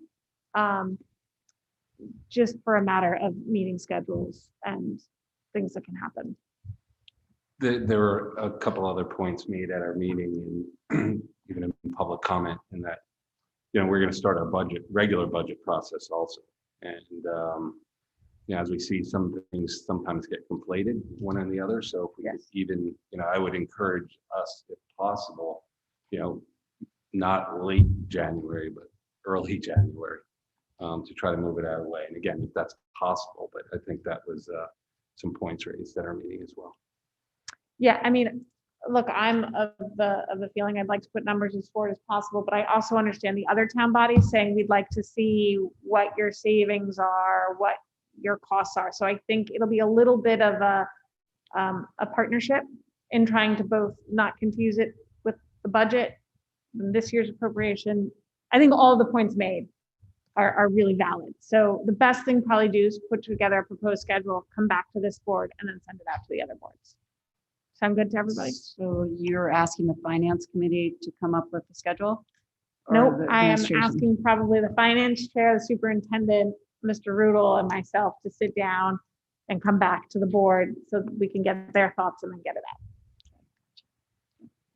Sound good? Does anyone on the committee want to add anything to that for our discussion the other day? I mean, I think you encapsulated our conversation accurately. I mean, there was concern about getting our hands around the appropriation as quickly as possible to give everybody enough time to vet it. And also, if I think we also spoke about it, if there would be a need for even a second appropriation. So the sooner that we have the first one squared away, the better. And it may well take the discipline of thinking about two budgets at the same time, but we're in a crisis, and if we have to do that, then we have to do that. And I would, just for the board's contemplation for next meeting, I would add in that the earlier we go, the more likely we're looking at tranches and multiple appropriations, which is not a problem, but more likely we would receive a piece than may ask to reassess and receive a second piece. Okay, so with that, may I entertain a motion to approve the proposed budget transfers as stated in the memo presented by Mr. Rudel? Mr. Sini so moves, Mr. Maroney seconds, all in favor. That is unanimous. Thank you, everybody. We will move on to discussion and possible acceptance of contemplated gifts from the Oxbridge PTO and Corbin Cares. I'd like to separate them. I'd like to update you on the Corbin Cares one. But let's take the Oxbridge PTO one first. Thank you to our Oxbridge PTO. They're looking to purchase 3 picnic tables, basically to support the outdoor luncheons of students and opportunities for staff and kids to sit outside, essentially. This was barely over the 2,000 that probably in some cases could have got it under it. But anyway, it's just about over the 2,000 mark. So I'll just bring it before you. I've discussed this with Dr. Forshaw. Any questions? A thank you to our PTOs for their generosity as always on this. With that, may I entertain a motion to approve the contemplated gift as outlined in the form from the Oxbridge PTO to Oxbridge School? Mr. Maroney so moves, Mrs. Stein seconds, all in favor. That is unanimous. Thank you, everybody. Okay, Corbin Cares. This is a little bit different than we typically have. So this says Corbin Cares, but because David Genovese actually approached Mrs. Stein. I'm not sure everyone knows how integral Mrs. Stein was in getting Corbin Cares off the ground during the pandemic. He had been approached by Greg Bay, who is a parent in our school system, who had gathered some dads and dads doing good. And they had been kind of supplying lunches to teachers at the school. So Mr. Bay and Mr. Genovese wondered out loud how they could do this more formally. They called Mrs. Stein, who then called me. And I think Corbin Cares, looking with other organizations would like to thank our teachers, much like they thanked first responders during the pandemic, with regular luncheons in a more stylized way. Corbin Cares is a great vehicle. Today really gets a lot of credit for being the energy behind this, but Corbin Cares is a great vehicle because they already have connections with restaurants and the health department in making sure we could assure our staffs that if the community of Darien really was going to extend this, that everything being brought in was safe and up to code. So this would be to all the schools. It looks at this point, they'd be looking to do it once a month as a thank you to teachers and also to support our local businesses. They would be looking to include local businesses that they are managing. They have the relationship we are not defining, although we did ask them to please consider Chartwell's because Chartwell's has done a great job for us this year. And maybe just once in the rotation, think of someone who had been working in our schools. So I think that's, again, for their contemplation and consideration. So this does not have an actual dollar amount on it yet, but I thought it was necessary for the board to be aware of. It is a consumable. It is not something lasting, but they will go out and fundraise money with this being their goal. So if there are any objections of board members of them doing this, I thought the time to hear it now, but I think Mr. Hebay and his group of dads who have kind of been doing this quietly and Corbin Cares are really looking mostly to say thank you and letting the community of Darien find a way to say thank you that we as a district, given kind of our financial pressures, couldn't do at this point. So I think the approval right now is to let them go forward and more details will unfold on how that goes forward. Any questions? Mr. Senior? I would just request that, we get an update on a dollar amount at some point. Yeah, This is I think they have to extremely fundraise generous. for it. Yeah. So as soon as we have it, and they wanted to go out and fundraise for it, but I didn't want them out fundraising for something the board didn't know about. Mrs. Ritchie. Just for clarification, since there is no dollar amount, we're not approving the gift itself. We're approving the process to begin eventually finding out what that dollar amount is. Yes, we're approving that they have the ability to go out and do this, but we will get regular updates on how much money is coming into the school system. And as always, this would show up at the end of the year report that Mr. Rulla provides us of outside organizations that have put money into the district. But given that they wanted to do this during the pandemic, they asked if we could expedite. And I thought that that was a way to say thank you to our teachers, and the board would be willing to consider. Mr. Stein? And the dollar amount will be based on a head count. When we did Corbin Cares, meals were a certain dollar amount per meal. So it will range from schools depending on, as Tara said, what they're going to plan on doing once a month, but based on head counts in schools, the dollar numbers will vary. So if there's 80 employees at one school versus 90 at another, you'll see a variance, but they're also so it's not an equity issue, it's a per person cost for their meals. And it's monthly at every school. Yes. And are we going to see eventually just one large gift coming to the board, a dollar amount, or?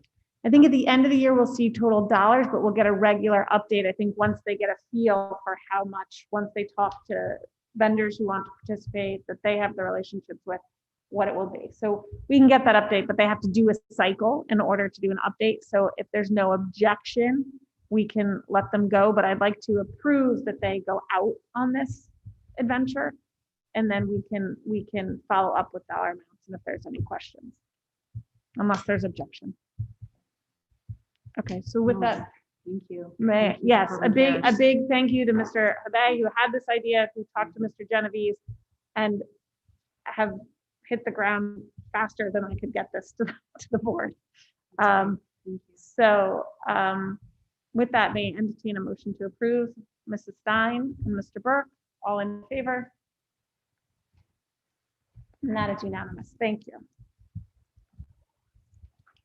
All right, we will move on to discussion and possible board action on proposed policies. C19 concerning health and safety relating to the pandemic, policy 5300, policy 5130, policy 1250, policy 1225, policy 1200, 520, 5220, one of my favorites, and a repeal and replace of 5220. Mr. Burke and Mrs. Sion. Thank you. As mentioned earlier, the policy committee reviewed each of the aforementioned policies at its meeting on October 23rd. What I would propose is we'll go through each of them and we can make a determination if you're ready to vote on them, fine, or push them over, depending on the wishes of the board. The first one, C19 policy concerning health and safety protocols. This is you'll recall the C policies are all COVID related. They all would expire on June 30th. This one relates to health and safety protocols. We are empowering the superintendent, or directing the superintendent to create health and safety protocols related to COVID in accordance with federal, state, local statutes, and directing that compliance with this, whatever policies they develop, is mandatory for all individuals on school property. There's nothing in particular that is specific. This is just enabling legislation, if you will, allowing the superintendent to proceed much as he has been under his emergency powers that we had granted to him previously. So I don't, this was pretty straightforward for the committee. I don't know if there are any board questions. Mike, this, correct me if I'm wrong, this is the administration is allowed to make safety protocols and what we often talk about, operational decisions through empowerment only. So this is just doing the very same thing as it relates to COVID. That is correct. Okay. Deb, do you want to take them one by one? Or No. you want to take them as a group? No, Why don't we go but- through them, and if we can get them through as a group, we'll take them as a group. Just a point of order, our policies say we have to have 2 weeks of read on these, right? 2 meetings. We had last, did we brought, I mean, there have been times where we've approved policies on a first read, and there are other times where we've made the determination to put it over for a second read if there are questions, or sometimes if members wanted additional times. I will note that, I mean, we have been very aggressive in trying to get policies done in our COVID environment. We brought a lot last time, we're bringing a number tonight.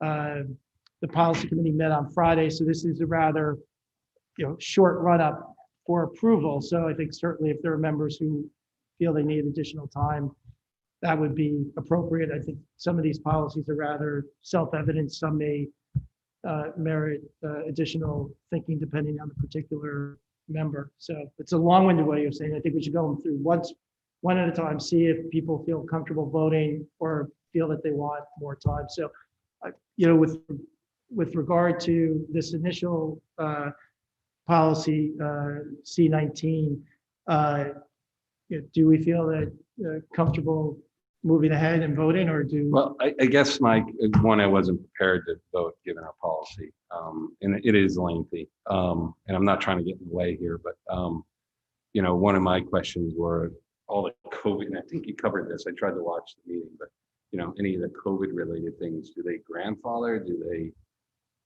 Are they there forever? Do they? No, they'll expire? expire. They'll expire on June 30th. they expire this June 30th? This June 30th. This Yeah, C- so I'm sorry, this C series, just because we're all talking, this C series expires no matter what, June 30th. Okay. Any of these C series would have, should the board choose to then make them regular policy, or should the pandemic continue, they would have to be re-voted on. okay, so they do sunset automatically. Yes. Okay. They revert to their Yeah. prior form. Yeah. So my understanding, because Mr. Sini is correct, usually we do have 2 reads, is that because they're now handing down these COVID policies, it's so that we can act in this environment. So I would need to hear from the board if they are opposed to some of these. This one we already actually are doing in practice. The question is, are you, because we've been doing this in practice since last spring. I'm comfortable voting on this one. Okay, Me Mr. too. Brown? Mr. Burke? I'm comfortable voting on this. Mrs. Stein? I'm not. No. And again, it's just following policy, wasn't defined as an emergency, and that's where I'm going with it. Mr. Maroney? I am Mr. not. Deneen? Okay, given that there are concerns regarding policy and the policy is a second read, we will hold till Jill. next meeting. Jill. Oh, Jill, I'm sorry. Jill, how do you feel? Are you comfortable voting or you'd like to hold? I think we have to follow our policy, and I think it says emergency, so, you know, I think policy dictates, not my comfort level. Right, maybe as a point of convenience, if we're not going to vote for these tonight, board members have these. They have the ability to read them. To the extent that board members have questions about these policies for the administration, then they should be brought forward in rapid fashion. What I'd like to avoid is having at the next meeting these policies come again, then there be questions, and then having to put it over for that. For No, those I think reasons. next meeting we will be prepared to vote. I think where you're seeing a divide of the board is the pandemic is in itself an emergency and has been designated that. So some people are ready to put forward the C policies. Other people want a second read. They're defining emergency as something different. I think with an urgency, it's the level of urgency board members are feeling with this. So let's do this. Let's go through them. The board has had them and has had a chance to read them. We will ask questions, but I would ask all members of the board to be prepared to vote next meeting, because at that point it will be time, because these COVID policies only last till June 30th, and we are being asked to consider them so that we can act within this environment. So I would just add to that, you should ask your questions. We should have a full discussion this evening so that if there are any concerns that you have with a specific policy, that they're not brought up when we vote on them at the next meeting. Yes. So with the first policy, those that, questions, Mr. Brown. I'm sorry. I mean, people have been through these. People, I think, want to look at them again. I'm not sure I would have full discussion with people one more time. I agree with Mr. Burke's point that we should definitely forward on questions to the administration, but I'm not quite sure how that works mechanically. Full discussion when everyone may have further questions. Well, that's what we're doing, right? We've had them, we're prepared to discuss them tonight. So are there any questions? And I think we can have a full discussion on them because we've had them to read. So are there any questions on this first policy?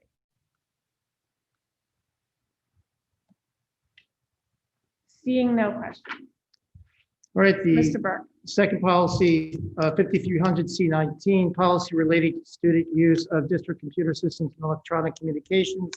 As you can see, this policy really addresses the fact that our students are going to be on their computers for a greater period of time, greater access, and it re-emphasizes the discipline and requirements of using computer technology in the COVID environment. Again, it's a C policy. Are there any questions concerning this policy? Mr. Cheney. So again, I'm sorry. So anything that's in red will be eliminated as of June 30. June 30? Yeah. And it will revert back to the black writing? Yeah. Okay. However, unless we choose to adopt. Unless there, yes. Right. Yes, we discussed last meeting that we may choose to adopt, but everything reverts back to normal policy June 30. Okay. Our current policy. So that's why I wasn't ready to vote, because I didn't understand what we're doing. I apologize. Any questions on this policy? Again, I would say this is pretty much what we are doing already. Jill has a question. Mr. Brown, Jill, wait, Mr. sorry. Brown. You go first, will you?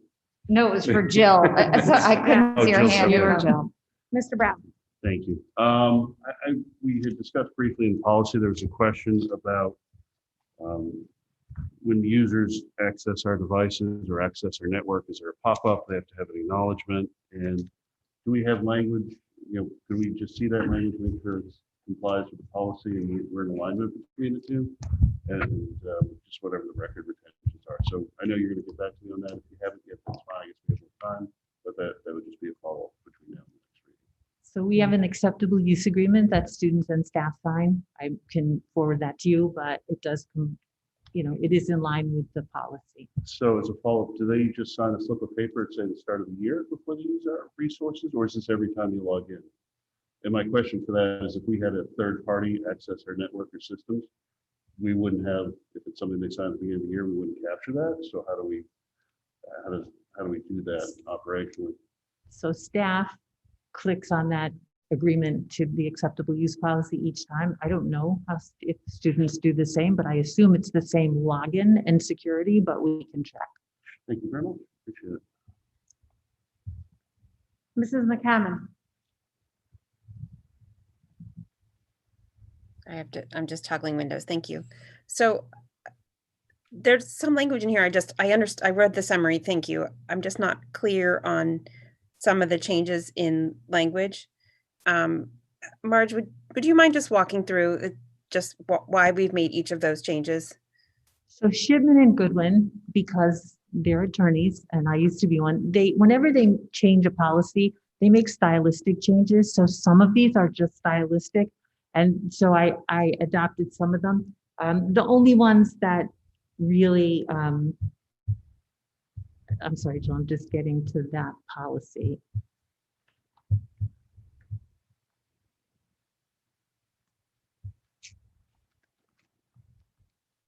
So the one that applies here, it's just at the end of the policy, to the extent practicable when students are using board-owned computers or devices and board-provided internet access. So it's the students taking our devices home and using our platforms that this is meant to cover. The other red in that initial policy were stylistic changes, which those can sunset, as well with these COVID changes. Thank you. So when students have devices that are their own, that's still covered in this policy. It is. Okay, thank you. So also you can see in the regulations that follow, there's the distinction between access to the district's computer system when students are physically present on school property and then when students are engaged in remote learning. Thank you. Mr. Sweeney. Do we want to recolor the stylistics so then we can differentiate what sunsets and what we might not want to sunset? I'll take the stylistic out. How's that? Because I think that the acceptable use policy may need to be revised post-COVID, Okay. Stylistically and other reasons. And so we can just do the COVID. There's nothing here that changes the way we do business. I was being over eager. But whether it's a stylistic change or it's any change in these C policies, it all sunsets. Yeah. Okay. We as a board would have to go back in or then re-adopt this as a non-C coded policy. Let's say we loved this style and all. Yeah.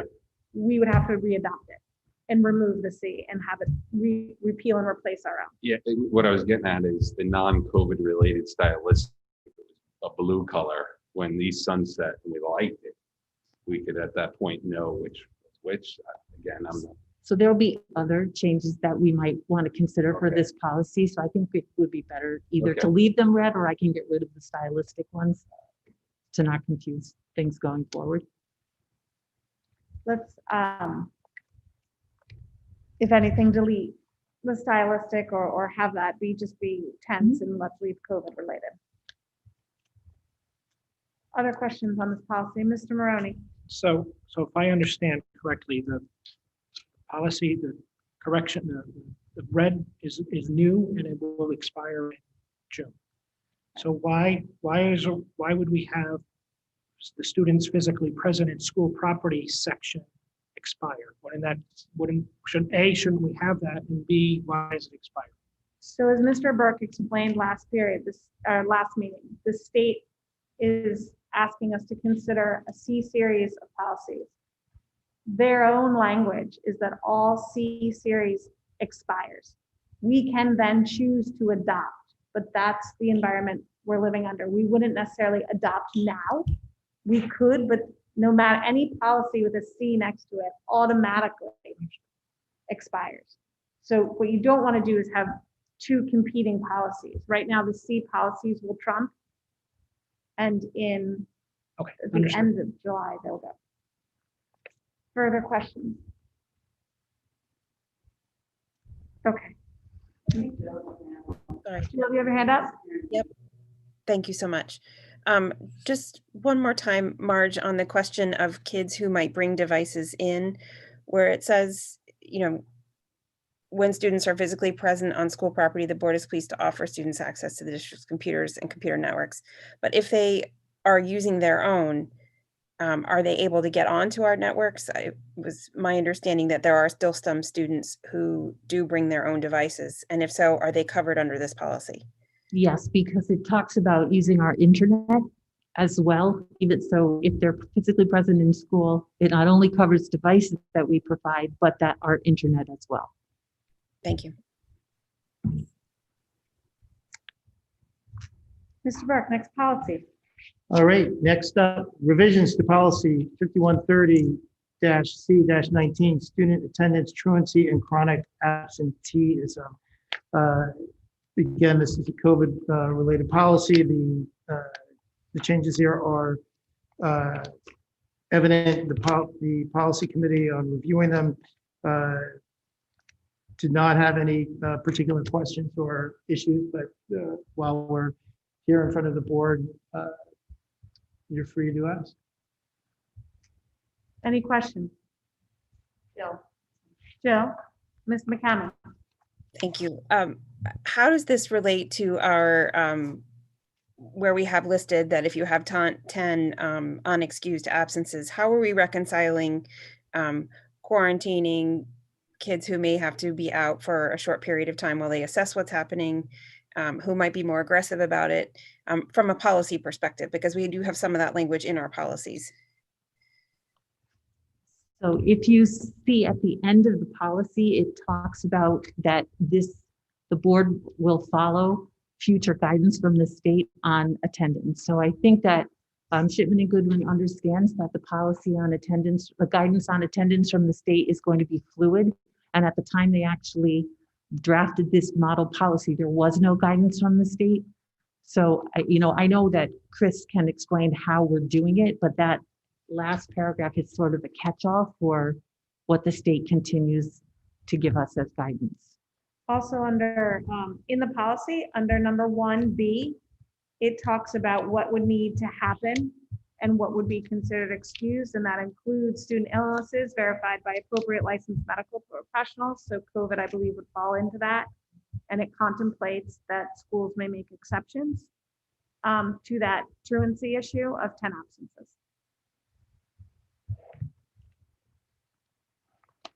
So to that end, have we set something up procedurally that's any different in place to account for that, so that we don't end up with truancy that isn't truly truancy, that's just responsibly being absent? Well, if you're responsibly absent under the policy, you're not going to be in a truant situation. If you have a medically supported reason for not being right, in but class, once you could never be truant. Once you pass the threshold of 10, you then have to document any future absences with a doctor, correct? So I just want to make sure that because we have it at this level in the policy, that we also make sure that we're consistent across. I believe, I don't know if Alicia's still on, but I believe they trigger something in the system so you're not counted as an absence once you're out for COVID purposes. Yes, we have students move from an in-person learner and they're marked as a remote learner. So you won't get I mean, I can speak, my son's quarantining. I haven't gotten the phone calls that I normally get when he's in school that he's missing classes. So I know he's not marked as absent. I don't know in other schools, but I know at the high school, they're not counted as absent. So for a student who is on a school sanctioned quarantine, they're marked as remote learners and then marked virtually present for their classes throughout the day. VP. That's it. Yeah. So if we have a kid who has a cold 11 times in the year and has to be out 11 days, is there also a process for that? And again, I'm sorry to ask at this level, but I know we have a lot of it in the policy. So I want to make sure that the procedures are in place. So that is the same as each year when we have kids who are out 11 days with a cold, and this policy doesn't alter our regular understanding of that. But Mr. Turnberg, if you'd like to speak to how that actually happens operationally, please. No, I was going to echo that same sentiment that it's nothing else has changed according to the law of attendance, but schools always have the procedures of how they monitor. But even if the absence is forgiven, so to speak, so this usually plays out in high schools with loss of credit. So even if the student's credit is restored, it doesn't necessarily affect our reporting for chronic absenteeism. So that's where it would still, chronic absenteeism remains the same by definition. Mrs. Klein. I believe Alicia wanted to comment. Oh, on the screen. Alicia or Mrs. Kusuchi. Oh, I think that Mr. Tranberg covered it. Okay. But we do keep notes of kids that are out and when we speak with them. So if there's ever a question, the nurses can help determine why a student is out. So if they're out 11 separate times for a cold, they would not be considered chronically absent. But if they then went on vacation for 5 days, that would maybe trigger something else. Does that make sense? Any other questions on policy 5130 of C19? Okay. Can we, Moving on Mr. Burke, policy 1250. 1250-C19 is related to volunteer student interns and other non-employees. This really just makes them subject to the health and safety protocols already in place in the school if they are coming in to perform their volunteer activities. And again, this went through by the committee without additional comment. Okay. There are additional questions now. Mr. Brown. Quick question, Ms. Simon. And I apologize, I'm my own technological problem at the moment, so I can't give you the exact quote, but we have language in here discussing PII, personally identifiable information. And I just want to know if we have a definition or an explanation of what that is, because I'm not sure that always means the same thing to the same people, or is legally defined the same. So there is no definition in this policy, but when people come into the building, they are given some FERPA training so that they understand. Okay, thank you. Any other questions on the revision to this policy?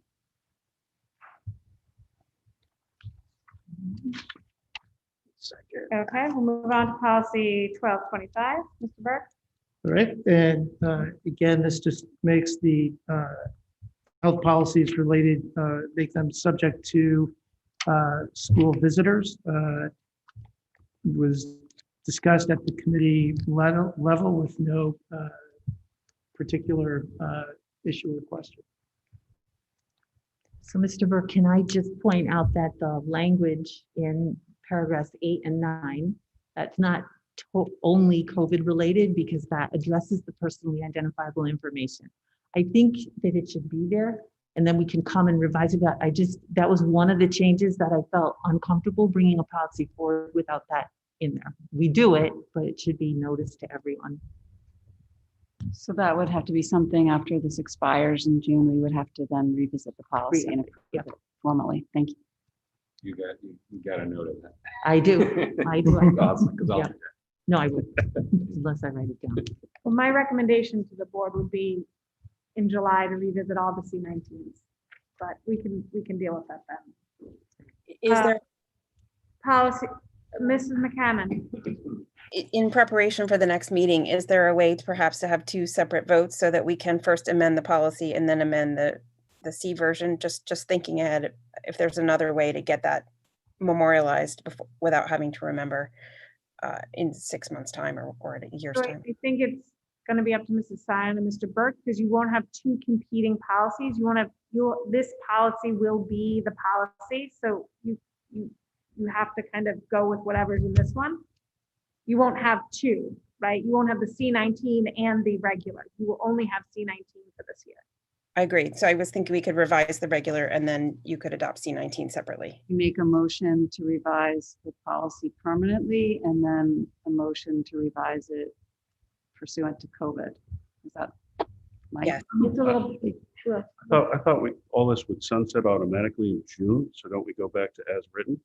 So we won't be modifying the C policies, will be making modifications prior, whereas in existence now, correct?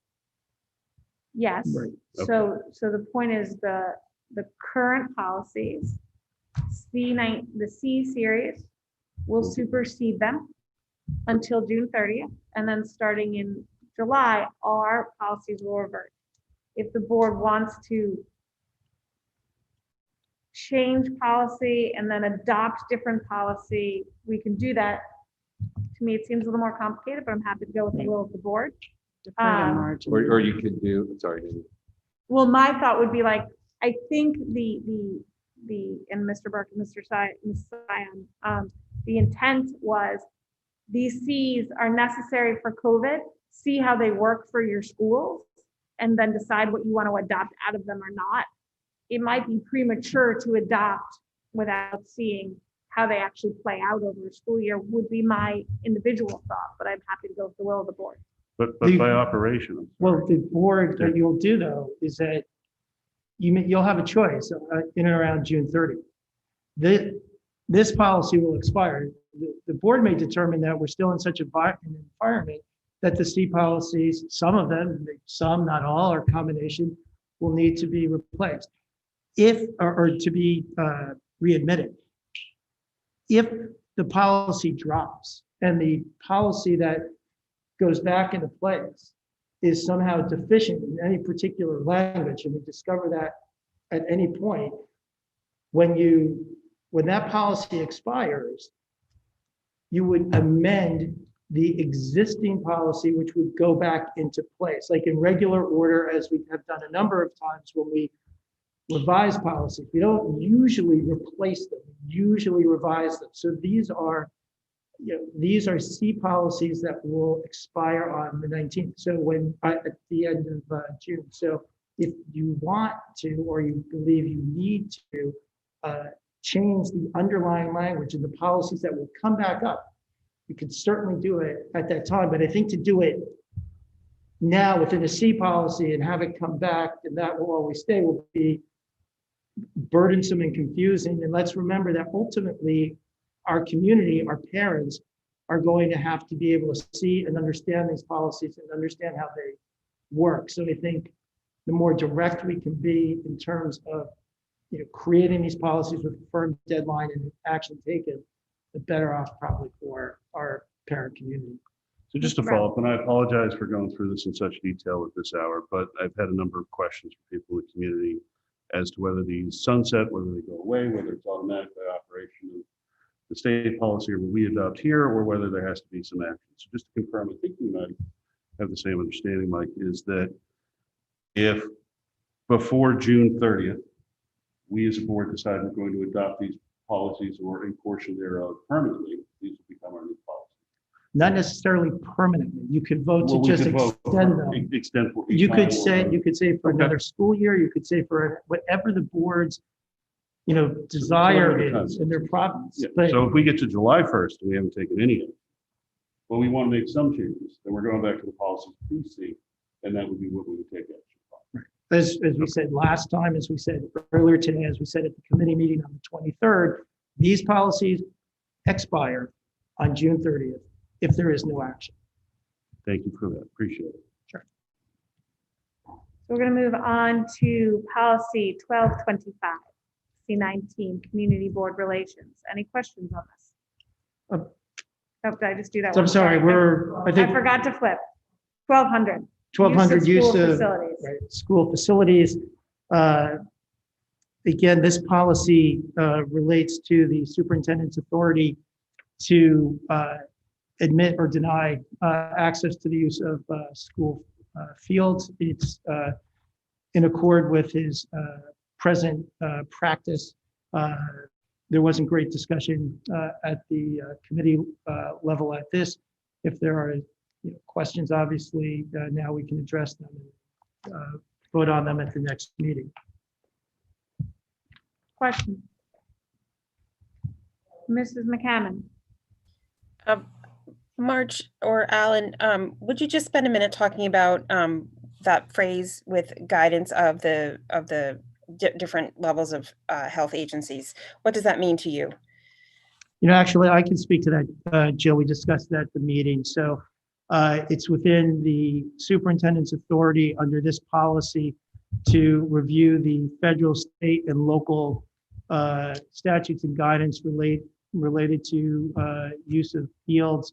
We discussed the idea that there could be conflict at varying points between what the federal government, the state government, or local government might say in this COVID environment. And this policy gives the superintendent to proceed as he feels is most judicious and consistent with all of those mandates.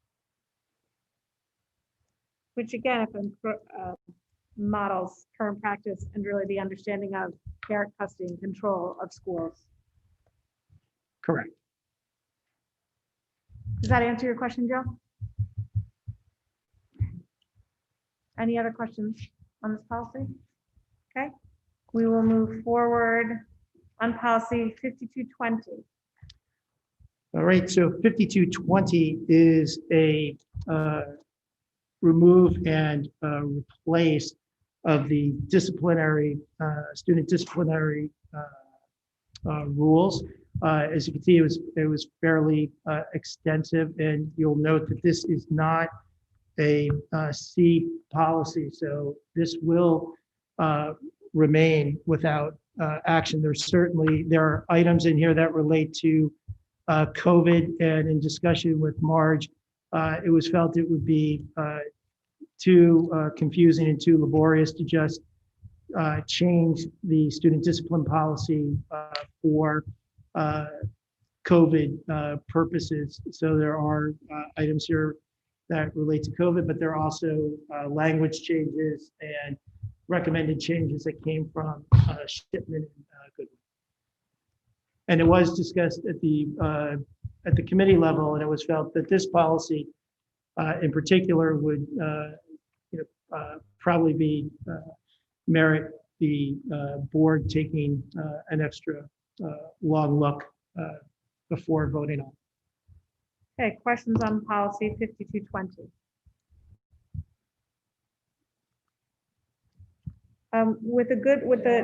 Okay, 1 second. Thank you. Mike, can you talk about, since there are no questions, but the policy committee thought this needed a second look, where was the second look that the committee, where were the issues? The committee didn't have particular issues that popped up. The other members here can speak to that, but it was a feeling that the policy was of such length that and it was a remove and replace and not subject to the sunset clause, that it might be something that the board would want to take extra time to look at. So it is dated, it has a C19 designation at the top of it? The new one? Right. So there are provisions that are COVID provisions that should sunset, but we can do the same thing that we did, and we can keep this policy as a C19, and as Mr. Burke said, go back in July and adopt them. But there have been significant changes to the law since we revised this policy. It's what we're doing in school. We have no choice. So it didn't seem transparent to put up all of those old, you can no longer, under very rare circumstances, for example, expel a student who's PK through 2. We didn't have that in our policy. We're not doing it because it's against the law. So that's, we could do the same thing with this. And I did try to overlay Shipman and Goodwin's policy on this, but the whole policy was red. So you couldn't really see what the changes. That's why we tried to highlight them in the memo. So then what I would do is maybe what Mr. Sini asked on the other policy, let's highlight what we think are statutory changes and one color, and let's do COVID another color, because I think if we're really repealing and replacing, in this instance, that's going to be an important designation for us. Other questions? Mrs. McCammon. Or whoever, we have in there now that we're the virtual classroom. So a student learning from home is subject to discipline. From a procedural perspective, how does that work? How do you prove? I think there might be something such if it were witnessed by another student, but if it's just a teacher and a student, can you just talk a little bit about how disciplining someone in a virtual environment works and looks? I don't know whether I don't know, Alan, whether you want to discuss that or. Yeah, I think of it, well, again, this reasonable clause, right? I think you'd have to be, I think you know when you see it in terms of if you're being abusive, if you're using the technology inappropriately. I still think that those standards of personal conduct and so on would still apply. Look, I think we're in this situation, we're always going to be reasonable, but we certainly have standards of behavior that any of us around this table, if they were compromised, would know it when they see it in terms of you can't bully people, you can't be disrespectful to people, you can't use inappropriate language, pictures, or otherwise, right? So all of those things would still apply, and as if, for the most part, as if you were in the school setting, for the most part. Thank you. Any further questions on this policy? Could I just take a minute? Mr. Deneen had asked a question about the definition of a firearm. If you notice, an antique gun is excluded from the definition of a firearm. That tracks the federal statute, and also the Connecticut statute on mandatory expulsion excludes an antique firearm. But an antique firearm would be covered under the definition of a deadly weapon or a dangerous instrument. So if someone brought in an antique firearm that could actually fire, they would still be subject to discipline. Thank you. Okay, so Mr. Burke, anything else on these? That was it that the committee considered. Okay, we will look forward to action next meeting. I just wanted to say thank you both to Marge and to Mike and the committee for all your hard work. There's a lot going on right now, and I truly appreciate it. Thank you. Yeah, the C19 series is keeping me very busy this year. Thank you both. We'll move on to action items, and we have a PAR. I think we need to, I need to entertain a motion to amend the date. I think it says October 13th, but if we could amend it to tonight's meeting, I need a motion to amend the PAR to Tuesday, October 27th. Mrs. Ritchie is getting the first because she actually caught that. And Mr. Burke will second. All in favor? That is unanimous. May I have a motion to approve the PAR as dated Tuesday, October 27, 2020?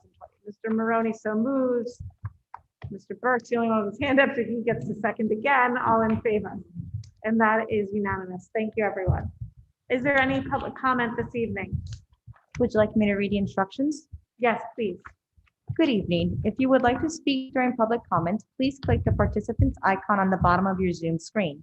Next, click the raise hand option. You will notice a blue hand icon appear in the upper corner of your screen where your face, name, and/or number appears. When it is your turn to speak, the facilitator will identify you and announce that you are unmuted for public comments. Once recognized and unmuted, please state your name and address. You will have up to 3 minutes to comment. There are no raised hands at this time. Thank you. May I entertain a motion to adjourn? Mr. Sini so moves, Mr. Maroney seconds, all in favor. We are adjourned. Thank you, everybody.